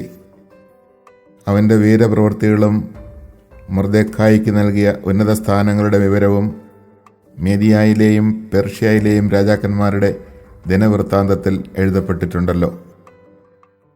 യഹൂദനായ മൊർദെഖായി അഹസ്വേരൂസ് രാജാവിന് തൊട്ടടുത്ത സ്ഥാനമുള്ളവനും യഹൂദരുടെ ഇടയിൽ ഉന്നതനും തൻ്റെ വിപുലമായ സഹോദരഗണത്തിന് സുസമ്മതനുമായിരുന്നു. എന്തെന്നാൽ അവൻ സ്വജനത്തിൻ്റെ ക്ഷേമത്തിനും സമാധാനത്തിനും വേണ്ടി പ്രവർത്തിച്ചു. മൊർദെഖായി പറഞ്ഞു, ഇതെല്ലാം ദൈവത്തിൽ നിന്നാണ് വന്നത്. ഇവയെക്കുറിച്ച് എനിക്കുണ്ടായ സ്വപ്നം ഞാൻ ഓർമ്മിക്കുന്നു. അതിലൊന്നുപോലും സംഭവിക്കാതിരുന്നില്ല. നദിയായി മാറിയ കൊച്ചരുവി, പ്രകാശവും സൂര്യനും സമൃദ്ധിയായ ജലവും. ആ നദിയാണ് രാജാവ് പരിഗ്രഹിച്ച് രാജ്ഞിയാക്കിയ എസ്തേർ. 2 ഭീകരസത്വങ്ങൾ ഹാമാനും ഞാനുമാണ്. ജനതകൾ യഹൂദരുടെ നാമം നശിപ്പിക്കാൻ ഒരുമിച്ചുകൂടിയവരാണ്. എൻ്റെ ജനമാകട്ടെ ദൈവത്തോട് നിലവിളിക്കുകയും രക്ഷിക്കപ്പെടുകയും ചെയ്ത ഈ ഇസ്രായേലാണ്. കർത്താവ് തൻ്റെ ജനത്തെ രക്ഷിച്ചിരിക്കുന്നു. ഈ തിന്മകളിൽ നിന്നെല്ലാം കർത്താവ് ഞങ്ങളെ മോചിപ്പിച്ചിരിക്കുന്നു. ജനതകളുടെ ഇടയിൽ സംഭവിച്ചിട്ടില്ലാത്ത വലിയ അടയാളങ്ങളും അത്ഭുതങ്ങളും ദൈവം ചെയ്തിരിക്കുന്നു. ഈ ലക്ഷ്യത്തിനു വേണ്ടി ദൈവം തൻ്റെ ജനത്തിനൊന്നും മറ്റെല്ലാ ജനതയ്ക്കും വേണ്ടി മറ്റൊന്നുമായി 2 നറുക്കുണ്ടാക്കി. നറുക്കിൻ പ്രകാരം സകല ജനതകളുടെയും ഇടയിൽ ദൈവം നിശ്ചയിച്ച നാഴികയിലും നിമിഷത്തിലും ദിവസത്തിലും സംഭവിച്ചു. കർത്താവ് തൻ്റെ ജനത്തെ സ്മരിക്കുകയും തൻ്റെ അവകാശത്തിനു വേണ്ടി പ്രതികാരം ചെയ്യുകയും ചെയ്തു.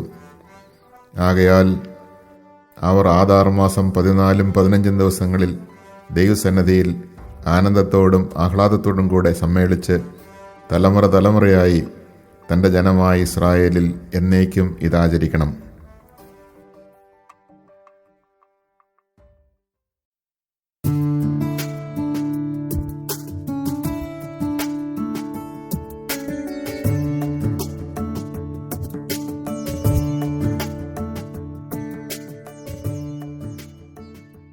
എസ്തേർ അധ്യായം 11.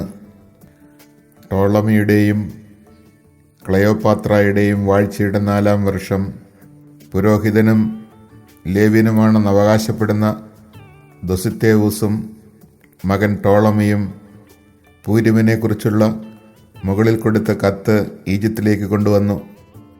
ഈ കത്ത് അകൃത്രിമമാണെന്നും ജെറുസലേം നിവാസിയും ടോളമിയുടെ മകനുമായ ലിസിമാക്കൂസ് വിവർത്തനം ചെയ്തതാണെന്നും അവർ പറഞ്ഞു.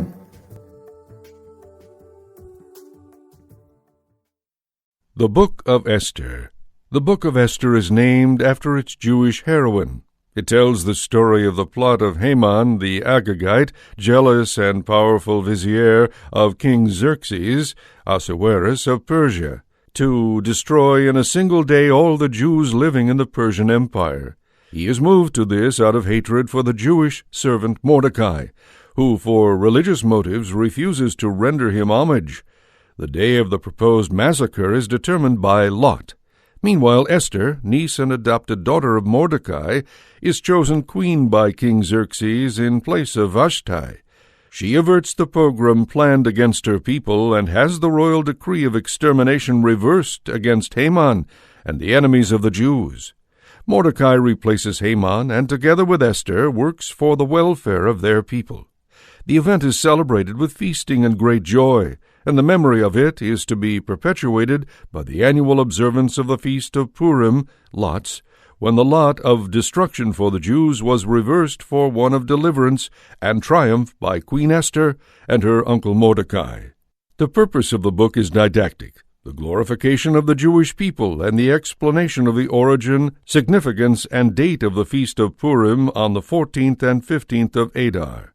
The book was intended as a consolation for Israel, a reminder that God's providence continually watches over them, never abandoning them when they serve Him faithfully or turn to Him in sincere repentance. There is no justification for interpreting the story in mythological or cultic terms, as though Mordecai and Esther represented Marduk and Ishtar in their mythological triumph over two Elamite deities. The Hebrew text of Esther is found in the Hebrew Bible, where it is the last of the 5 megilloth, or scrolls, read on special feasts of the Jewish liturgical year.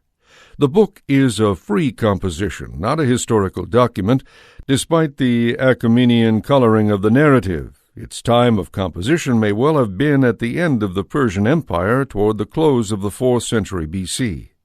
The author shows skill in developing his story and in using the art of contrast for instruction and edification. The solution to the difficulties of the book is to be found in its literary presentation rather than in a forced attempt to square detailed data of the narrative with facts. The evident literary motif of the reversal of fortune of the prosperous wicked and the oppressed virtuous through eventual punishment of the former and triumph of the latter finds parallels in the story of Joseph and of Judith. The book is vindictive, but it should be remembered that the precept of love of enemies had not yet been taught by the word and example of Christ. The text of Esther, written originally in Hebrew, was transmitted in 2 forms, a short Hebrew form and a longer Greek version. The latter contains 107 additional verses inserted at appropriate places within the Hebrew form of the text. A few of these seem to have a Hebrew origin, while the rest are Greek in original composition. It is possible that the Hebrew form of the text is original throughout. If it systematically omits reference to God and His providence over Israel, this is perhaps due to fear of irreverent response. The Greek text with the above-mentioned additions is probably a latter literary paraphrase in which the author seeks to have the reader share his sentiments. This standard Greek text is pre-Christian in origin. The Church has accepted the additions as equally inspired with the rest of the book. In the present translation, the portions preceded by the letters A through F indicate the underlying Greek additions referred to above. The regular chapter numbers apply to the Hebrew text. The Book of Esther, Chapter A. In the 2nd year of the reign of the great king Ahasuerus, on the 1st day of Nisan, Mordecai, son of Jair, son of Shimei, son of Kish, of the tribe of Benjamin, had a dream. He was a Jew residing in the city of Susa, a prominent man who served at the king's court, and one of the captives whom Nebuchadnezzar, king of Babylon, had taken from Jerusalem with Jeconiah, king of Judah. This was his dream. There was noise and tumult, thunder and earthquake, confusion upon the earth. 2 great dragons came on, both poised for combat. They uttered a mighty cry, and at their cry every nation prepared for war to fight against the race of the just. It was a dark and gloomy day. Tribulation and distress, evil and great confusion lay upon the earth. The whole race of the just were dismayed with fear of the evils to come upon them, and were at the point of destruction. Then they cried out to God, and as they cried, there appeared to come forth a great river, a flood of water from a little spring. The light of the sun broke forth, the lowly were exalted, and they devoured the nobles. Having seen this dream, and what God intended to do, Mordecai awoke. He kept it in mind, and tried in every way until night to understand its meaning. Mordecai lodged at the court with Bagathan and Thares, 2 eunuchs of the king who were court guards. He overheard them plotting, investigated their plans, and discovered that they were preparing to lay hands on King Ahasuerus. So he informed the king about them. And the king had the 2 eunuchs questioned, and upon their confession put to death. Then the king had these things recorded. Mordecai too put them into writing. The king also appointed Mordecai to serve at the court, and rewarded him for his actions. Haman, however, son of Hammedatha the Agagite, who was in high honor with the king, sought to harm Mordecai and his people because of the 2 eunuchs of the king. Chapter 1. During the reign of Ahasuerus, this was the Ahasuerus who ruled over 127 provinces from India to Ethiopia, while he was occupying the royal throne in the stronghold of Susa in the 3rd year of his reign, he presided over a feast for all his officers and ministers, the Persian and Median aristocracy, the nobles, and the governors of the provinces. For as many as 180 days he displayed the glorious riches of his kingdom and the resplendent wealth of his royal estate. At the end of this time the king gave a feast of 7 days in the garden court of the royal palace for all the people, great and small, who were in the stronghold of Susa. There were white cotton draperies and violet hangings, held by cords of crimson byssus from silver rings on marble pillars. Gold and silver couches were on the pavement, which was of porphyry, marble, mother-of-pearl, and colored stones. Liquor was served in a variety of golden cups, and the royal wine flowed freely, as befitted the king's munificence. By ordinance of the king, the drinking was unstinted, for he had instructed all the stewards of his household to comply with the good pleasure of everyone. Queen Vashti also gave a feast for the women inside the royal palace of King Ahasuerus. On the 7th day, when the king was merry with wine, he instructed Mehuman, Biztha, Harbona, Bigtha, Abagtha, Zethar, and Carcas, the 7 eunuchs who attended King Ahasuerus, to bring Queen Vashti into his presence, wearing the royal crown, that he might display her beauty to the populace and the officials, for she was lovely to behold. But Queen Vashti refused to come at the royal order issued through the eunuchs. At this the king's wrath flared up, and he burned with fury. He conferred with the wise men versed in the law, because the king's business was conducted in general consultation with lawyers and jurists. He summoned Karshena, Shethar, Adamatha, Tarshish, Meres, Marsena, and Memucan, the 7 Persian and Median officials who were in the king's personal service, and held first rank in the realm, and asked them, "What is to be done by law with Queen Vashti for disobeying the order of King Ahasuerus issued through the eunuchs?" In the presence of the king and of the officials, Memucan answered, "Queen Vashti has not wronged the king alone, but all the officials and the populace throughout the provinces of King Ahasuerus. For the queen's conduct will become known to all the women, and they will look with disdain upon their husbands when it is reported, King Ahasuerus commanded that Queen Vashti be ushered into his presence, but she would not come. This very day the Persian and Median ladies who hear of the queen's conduct will rebel against all the royal officials with corresponding disdain and rancor. If it please the king, let an irrevocable royal decree be issued by him and inscribed among the laws of the Persians and Medes, forbidding Vashti to come into the presence of King Ahasuerus, and authorizing the king to give her royal dignity to one more worthy than she. Thus, when the decree which the king will issue is published throughout his realm, vast as it is, all wives will honor their husbands, from the greatest to the least. This proposal found acceptance with the king and the officials, and the king acted on the advice of Memucan. He sent letters to all the royal provinces, to each province in its own script, and to each people in its own language, to the effect that every man should be lord in his own home. Chapter 2. After this, when King Ahasuerus' wrath had cooled, he thought over what Vashti had done and what had been decreed against her. Then the king's personal attendant suggested, "Let beautiful young virgins be sought for the king. Let the king appoint commissaries in all the provinces of his realm to bring together all beautiful young virgins to the harem in the stronghold of Susa. Under the care of the royal eunuch Hegai, custodian of the women, let cosmetics be given them. Then the girl who pleases the king shall reign in place of Vashti." This suggestion pleased the king, and he acted accordingly. There was in the stronghold of Susa a certain Jew named Mordecai, son of Jair, son of Shimei, son of Kish, a Benjamite, who had been exiled from Jerusalem with the captives taken with Jeconiah, king of Judah, whom Nebuchadnezzar, king of Babylon, had deported. He was foster father to Hadassah, that is Esther, his cousin, for she had lost both father and mother. The girl was beautifully formed and lovely to behold. On the death of her father and mother, Mordecai had taken her as his own daughter. When the king's order and decree had been obeyed, and many maidens brought together to the stronghold of Susa under the care of Hegai, Esther also was brought into the royal palace under the care of Hegai, custodian of the women. The girl pleased him and won his favor, so he promptly furnished her with cosmetics and provisions. Then, picking out 7 maids for her from the royal palace, he transferred both her and her maids to the best place in the harem. Esther did not reveal her nationality or family, for Mordecai had commanded her not to do so. Day by day Mordecai would walk about in front of the court of the harem to learn how Esther was faring and what was to become of her.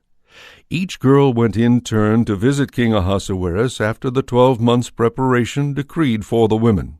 Of this period of beautifying treatment, 6 months were spent with oil of myrrh, and the other 6 months with perfumes and cosmetics. Then when the girl was to visit the king, she was allowed to take with her from the harem to the royal palace whatever she chose. She would go in the evening and return in the morning to a second harem under the care of the royal eunuch Shashgaz, custodian of the concubines. She could not return to the king unless he was pleased with her and had her summoned by name. As for Esther, daughter of Abihail and adopted daughter of his nephew Mordecai, when her turn came to visit the king, she did not ask for anything but what the royal eunuch Hegai, custodian of the women, suggested. Yet she won the admiration of all who saw her. Esther was led to King Ahasuerus in his palace in the 10th month, Tebeth, in the 7th year of his reign. The king loved Esther more than all other women, and of all the virgins she won his favor and benevolence. So he placed the royal diadem on her head, and made her queen in place of Vashti. Then the king gave a great feast in honor of Esther to all his officials and ministers, granting a holiday to the provinces, and bestowing gifts with royal bounty.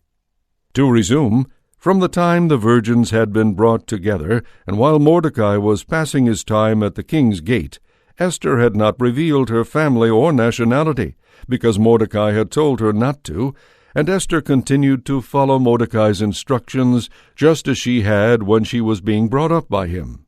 And during the time that Mordecai spent at the king's gate, Bagathan and Tharis, 2 of the royal eunuchs who guarded the entrance, had plotted in anger to lay hands on King Ahasuerus. When the plot became known to Mordecai, he told Queen Esther, who in turn informed the king for Mordecai. The matter was investigated and verified, and both of them were hanged on a gibbet. This was written in the annals for the king's use.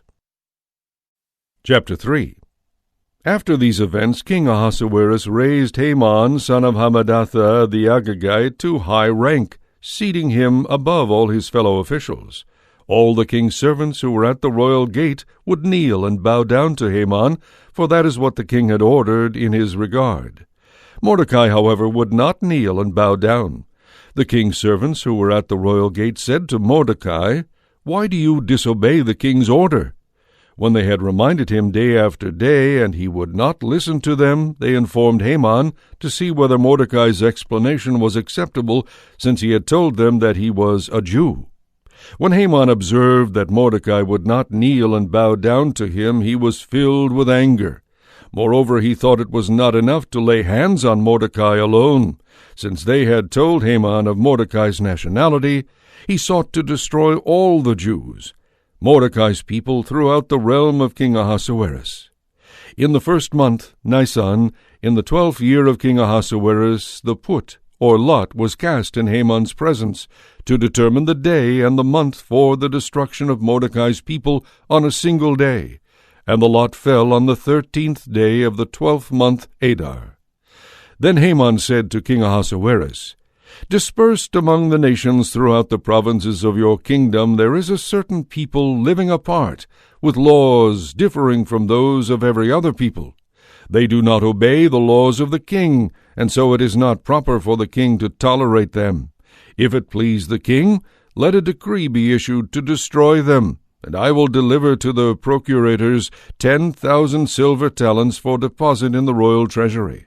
The king took the signet ring from his hand, and gave it to Haman, son of Hammedatha, the Agagite, the enemy of the Jews. "The silver you may keep," the king said to Haman, "but as for this people, do with them whatever you please." So the royal scribes were summoned, and on the 13th day of the first month they wrote, at the dictation of Haman, an order to the royal satraps, the governors of every province, and the officials of every people, to each province in its own script, and to each people in its own language. It was written in the name of King Ahasuerus, and sealed with the royal signet ring. Letters were sent by couriers to all the royal provinces that all the Jews, young and old, including women and children, should be killed, destroyed, wiped out in one day, the 13th day of the 12th month, Adar, and that their goods should be seized as spoil. Chapter B. This is a copy of the letter. The great king Ahasuerus writes to the satraps of the 127 provinces from India to Ethiopia, and the governors subordinate to them, as follows. When I came to rule many peoples and to hold sway over the whole world, I determined not to be carried away with a sense of power, but always to deal fairly and with clemency, to provide for my subjects a life of complete tranquility, and by making my government humane and effective as far as the borders, to restore the peace desired by all men. When I consulted my counselors as to how this might be accomplished, Haman, who excels among us in wisdom, who is outstanding for constant devotion and steadfast loyalty, and who has gained the second rank in the kingdom, brought it to our attention that, mixed in with all the races throughout the world, there is one people of bad will, which by its laws is opposed to every other people, and continually disregards the decrees of kings, so that the unity of empire, blamelessly designed by us, cannot be established. Having noted, therefore, that this most singular people is continually at variance with all men, lives by divergent and alien laws, is inimical to our interests, and commits the worst crimes, so that stability of government cannot be obtained, we hereby decree that all those who are indicated to you in the letters of Haman, who is in charge of the administration and is a second father to us, shall, together with their wives and children, be utterly destroyed by the swords of their enemies without any pity or mercy on the 14th day of the 12th month Adar of the current year, so that when these people, whose present ill will is of long standing, have gone down into the nether world by a violent death on one same day, they may at last leave our affairs stable and undisturbed for the future. A copy of the decree to be promulgated as law in every province was published to all the peoples, that they might be prepared for that day. The courier set out in haste at the king's command. Meanwhile the decree was promulgated in the stronghold of Susa. The king and Haman then sat down to feast, but the city of Susa was thrown into confusion. Chapter 4. When Mordecai learned all that was happening, he tore his garments, put on sackcloth and ashes, and walked through the city, crying out loudly and bitterly, till he came before the royal gate, which no one clothed in sackcloth might enter. Likewise, in each of the provinces, wherever the king's legal enactment reached, the Jews went into deep mourning, with fasting, weeping, and lament. They all slept on sackcloth and ashes. Queen Esther's maids and eunuchs came and told her. Overwhelmed with anguish, she sent garments for Mordecai to put on so that he might take off his sackcloth, but he refused.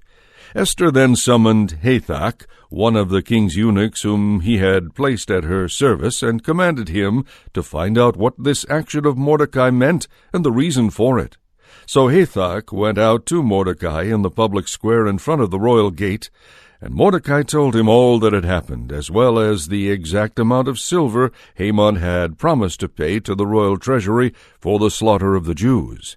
He also gave him a copy of the written decree for their destruction which had been promulgated in Susa, to show and explain to Esther. He was to instruct her to go to the king.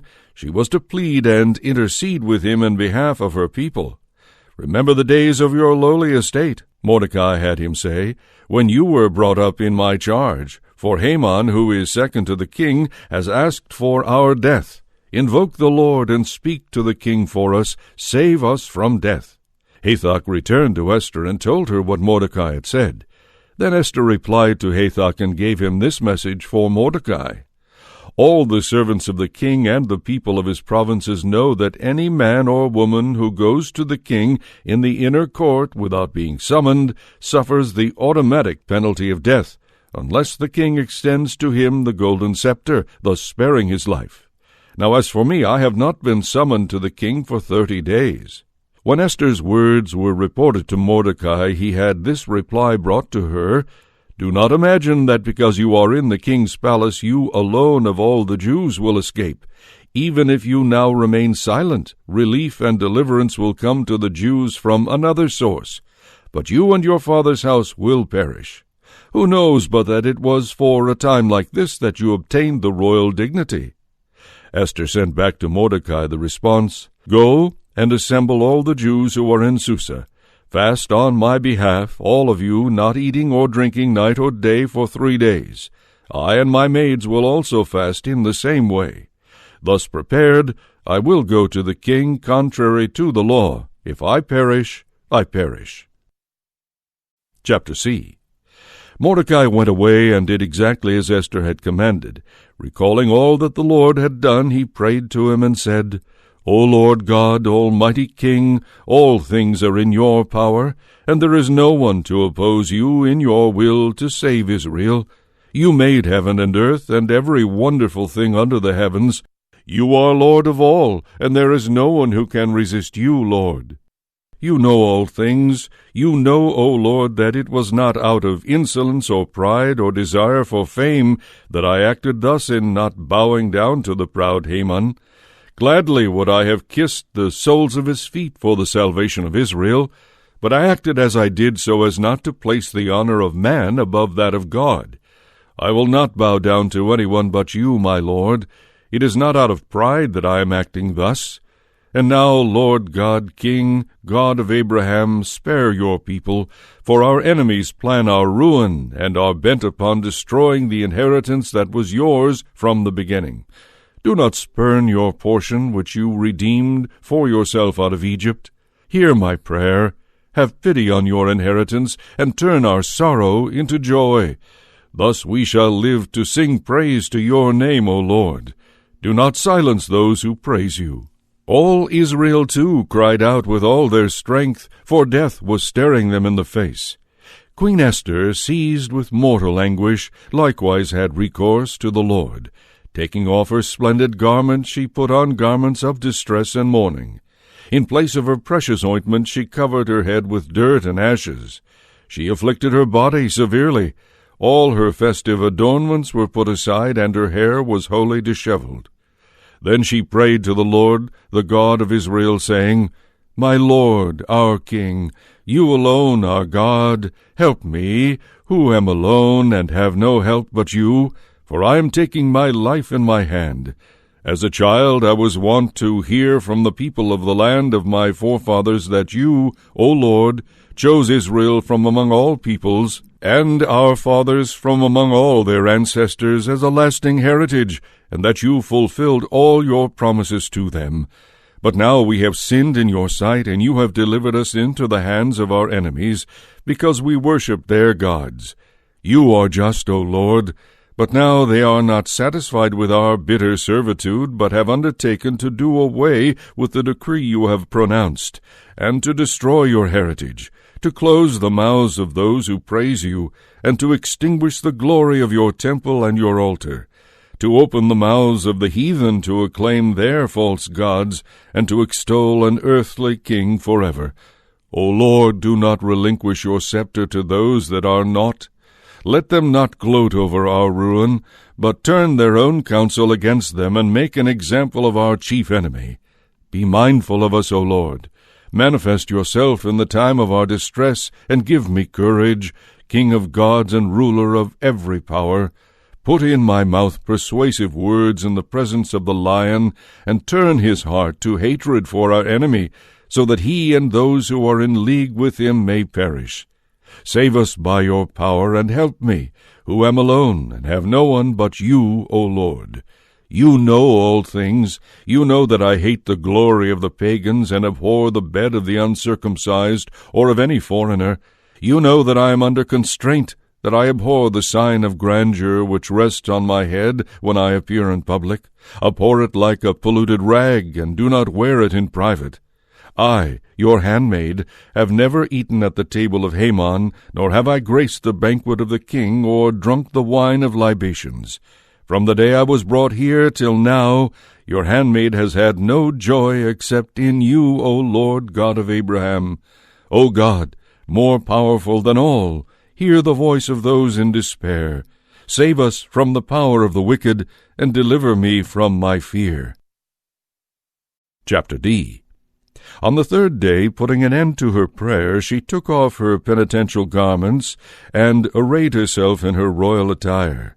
In making her state appearance, after invoking the all-seeing God and Savior, she took with her 2 maids. On the one she leaned gently for support, while the other followed her, bearing her train. She glowed with the perfection of her beauty, and her countenance was as joyous as it was lovely, though her heart was shrunk with fear. She passed through all the portals till she stood face to face with the king, who was seated on his royal throne, clothed in full robes of state, and covered with gold and precious stones, so that he inspired great awe.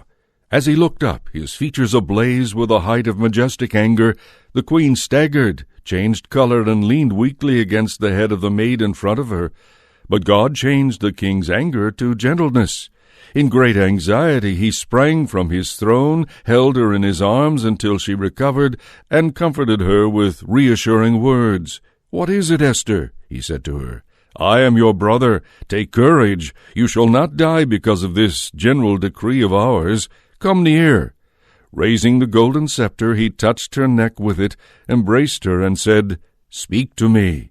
She replied, "I saw you, my lord, as an angel of God, and my heart was troubled with fear of your majesty. For you are awesome, my lord, though your glance is full of kindness." As she said this, she fainted. The king became troubled, and all his attendants tried to revive her. Chapter 5. Now on the third day Esther put on her royal garments and stood in the inner courtyard, looking toward the royal palace, while the king was seated on his royal throne in the audience chamber, facing the palace doorway. He saw Queen Esther standing in the courtyard, and made her welcome by extending toward her the golden staff which he held.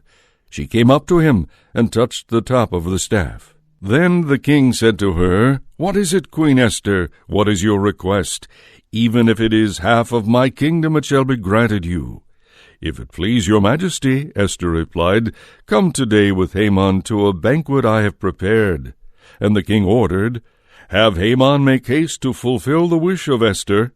So the king went with Haman to the banquet Esther had prepared. During the drinking of the wine, the king said to Esther, "Whatever you ask for shall be granted, and whatever request you make shall be honored, even if it is for half my kingdom." Esther replied, "This is my petition and request. If I have found favor with the king, and if it pleases your majesty to grant my petition and honor my request, come with Haman tomorrow to a banquet which I shall prepare for you, and then I will do as you ask."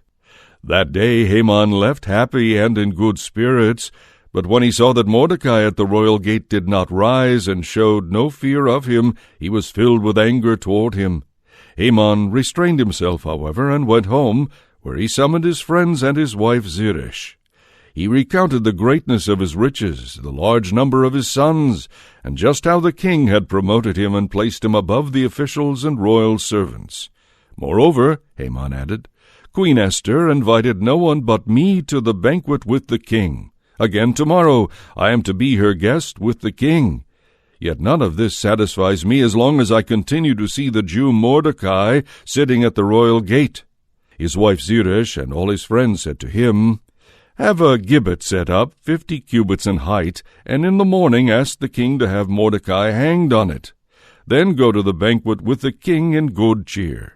This suggestion pleased Haman, and he had the gibbet erected. Chapter 6. That night the king, unable to sleep, asked that the chronicle of notable events be brought in. While this was being read to him, the passage occurred in which Mordecai reported Bagathon and Teresh, two of the royal eunuchs who guarded the entrance, for seeking to lay hands on King Ahasuerus. The king asked, "What was done to reward and honor Mordecai for this?"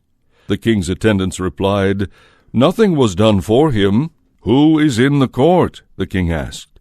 Now Haman had entered the outer court of the king's palace to suggest to the king that Mordecai should be hanged on the gibbet he had raised for him. The king's servants answered him, "Haman is waiting in the court."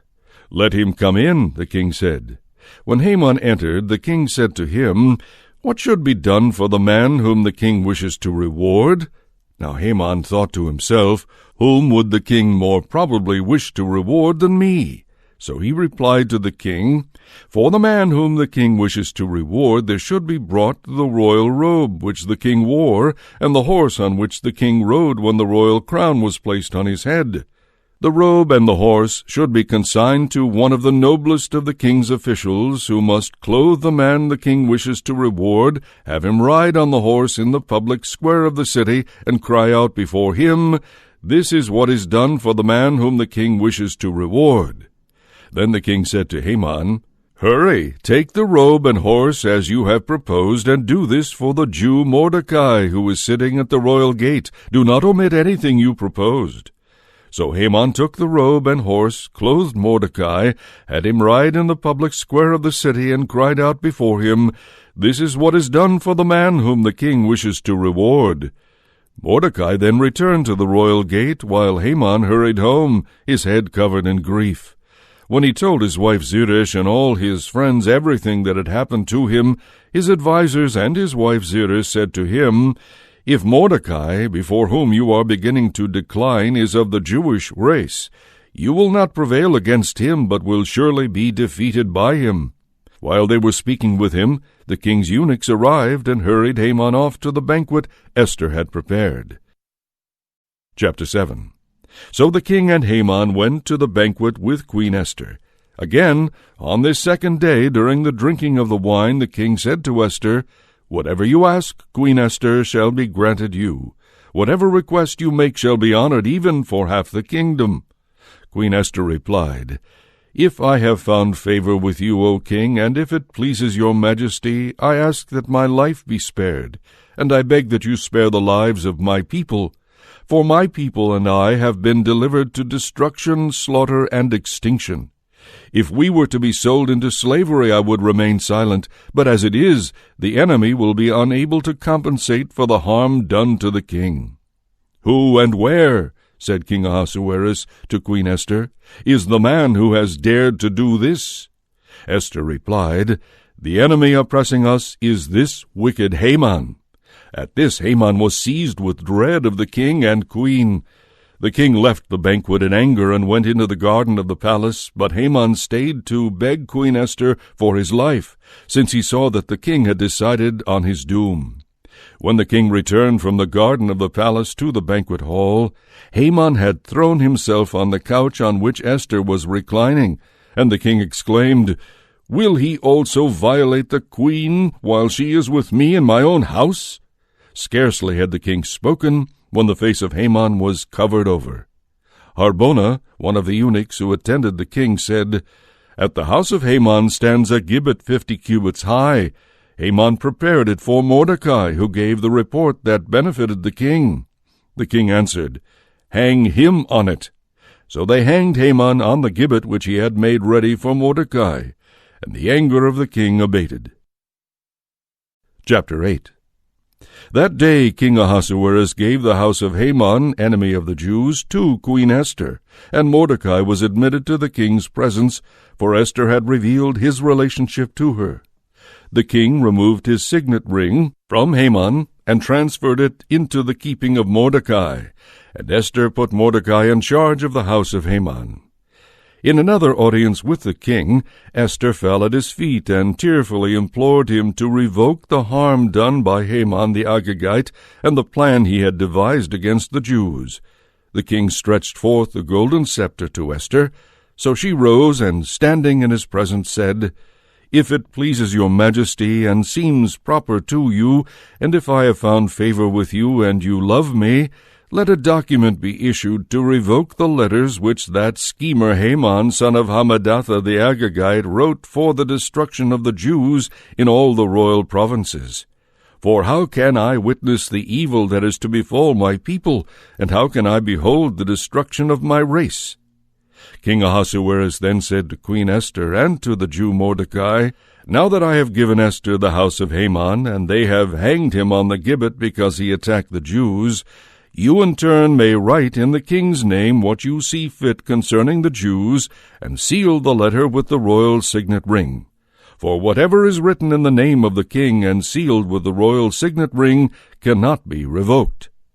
At that time, on the 23rd day of the 3rd month, Sivan, the royal scribes, were summoned. Exactly as Mordecai dictated, they wrote to the Jews and to the satraps, governors, and officials of the 127 provinces from India to Ethiopia, to each province in its own script, and to each people in its own language, and to the Jews in their own script and language. These letters, which he wrote in the name of King Ahasuerus, and sealed with the royal signet ring, he sent by mounted couriers riding thoroughbred royal steeds. In these letters the king authorized the Jews in each and every city to group together and defend their lives, and to kill, destroy, wipe out, along with their wives and children, every armed group of any nation or province which should attack them, and to seize their goods as spoil throughout the provinces of King Ahasuerus on a single day, the 13th of the 12th month Adar. Chapter E. The following is a copy of the letter.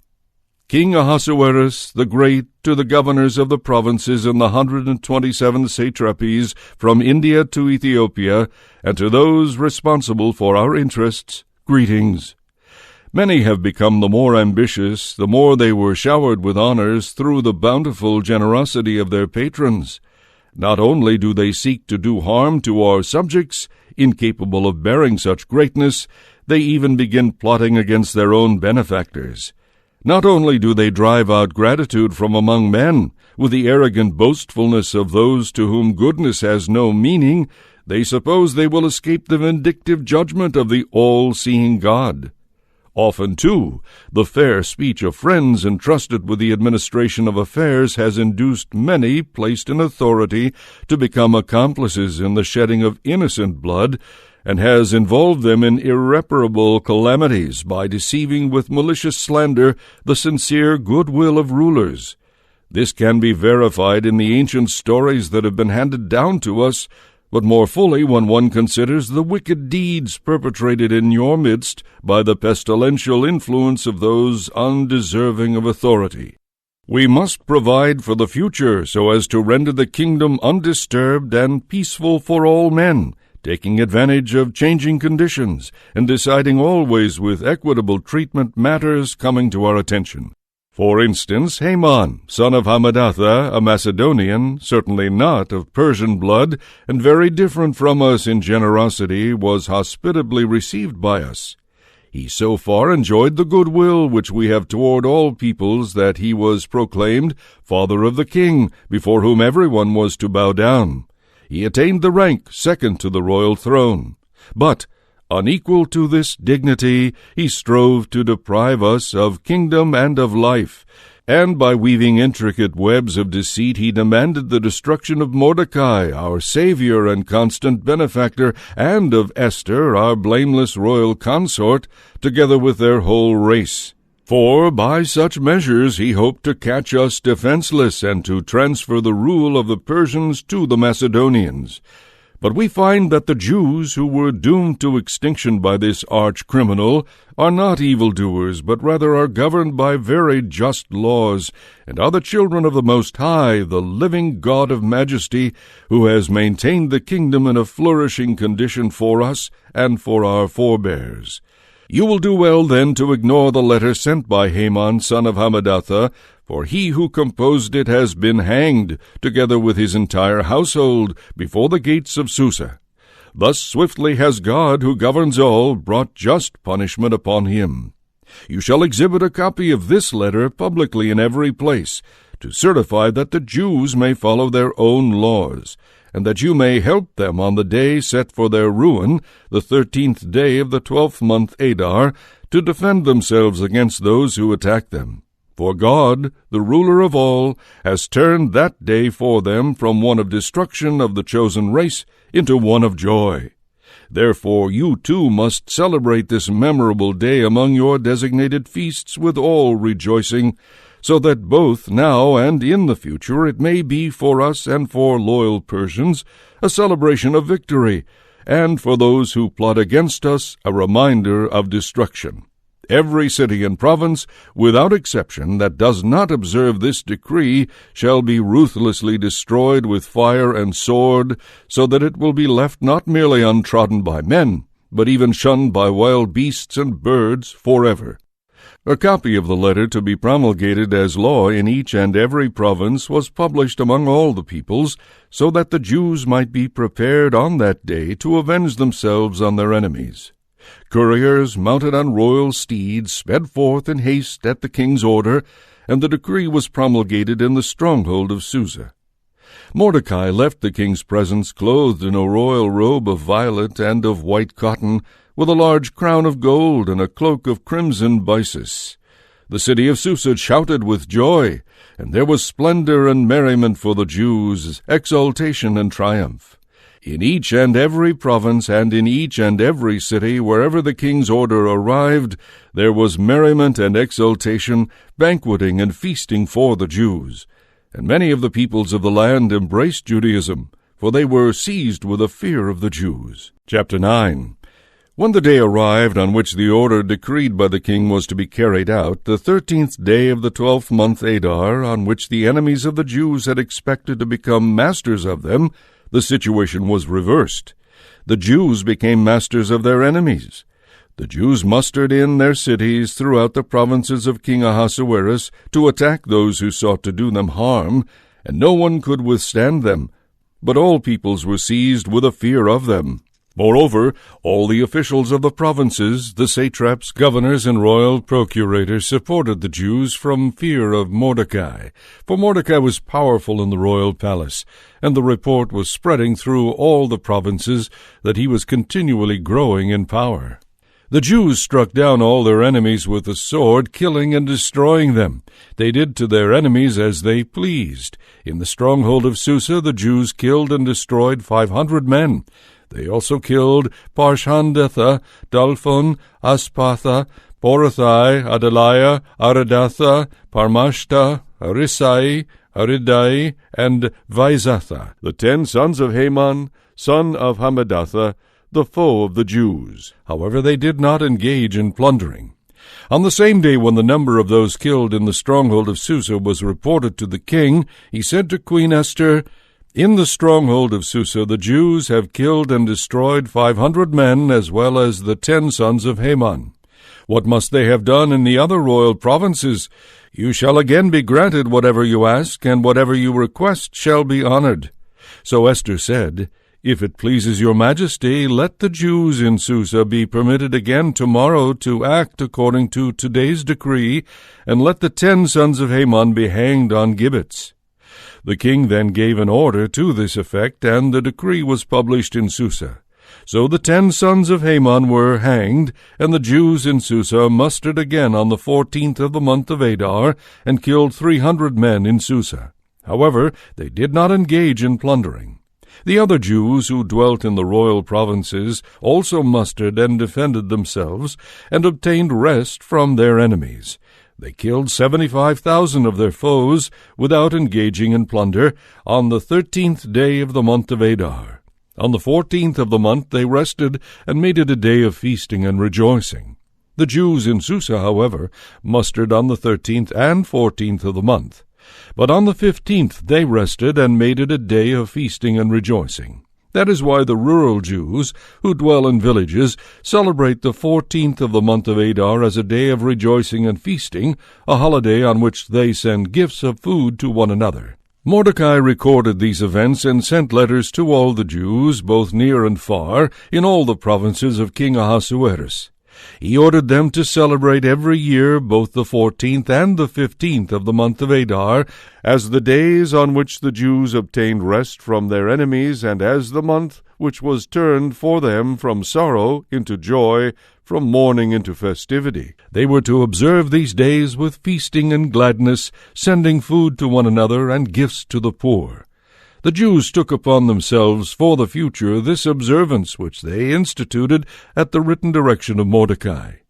Haman, son of Hammedatha the Agagite, the foe of all the Jews, had planned to destroy them, and had cast the poor, or lot, for the time of their defeat and destruction. Yet when Esther entered the royal presence, the king ordered in writing that the wicked plan Haman had devised against the Jews should instead be turned against Haman, and that he and his son should be hanged on gibbets. And so these days have been named Purim, after the word Pur. Thus, because of all that was contained in this letter, and because of what they had witnessed and experienced in this affair, the Jews established and took upon themselves, their descendants, and all who should join them, the inviolable obligation of celebrating these 2 days every year in the manner prescribed by this letter and at the time appointed. These days were to be commemorated and kept in every generation, by every clan, in every province, and in every city. These days of Purim were never to fall into disuse among the Jews, nor into oblivion among their descendants. Queen Esther, daughter of Abihail and of Mordecai the Jew, wrote to confirm with full authority this second letter about Purim, when Mordecai sent documents concerning peace and security to all the Jews in the 127 provinces of Ahasuerus' kingdom. Thus were established for their appointed time these days of Purim, which Mordecai the Jew and Queen Esther had designated for the Jews, just as they had previously enjoined upon themselves and upon their race the duty of fasting and supplication. The command of Esther confirmed these prescriptions for Purim, and was recorded in the book. Chapter 10. King Ahasuerus laid tribute on the land and on the islands of the sea. All the acts of his power and valor, as well as a detailed account of the greatness of Mordecai, whom the king promoted, are recorded in the chronicles of the kings of Media and Persia. The Jew Mordecai was next in rank to King Ahasuerus, in high standing among the Jews, and was regarded with favor by his many brethren, as the promoter of his people's welfare, and the herald of peace for his whole race. Chapter F. Then Mordecai said, "This is the work of God. I recalled the dream I had about these very things, and not a single detail has been left unfulfilled. The tiny spring that grew into a river, the light of the sun, the many waters. The river is Esther, whom the king married and made queen. The 2 dragons are myself and Haman. The nations are those who assembled to destroy the name of the Jews, but my people is Israel, who cried to God and was saved. The Lord saved his people and delivered us from all these evils. God worked signs and great wonders, such as have not occurred among the nations. For this purpose he arranged 2 lots, one for the people of God, the second for all the other nations. These 2 lots were fulfilled in the hour, the time, and the day of judgment before God and among all the nations. God remembered his people, and rendered justice to his inheritance. Gathering together with joy and happiness before God, they shall celebrate these days on the 14th and 15th of the month Adar throughout all future generations of his people Israel.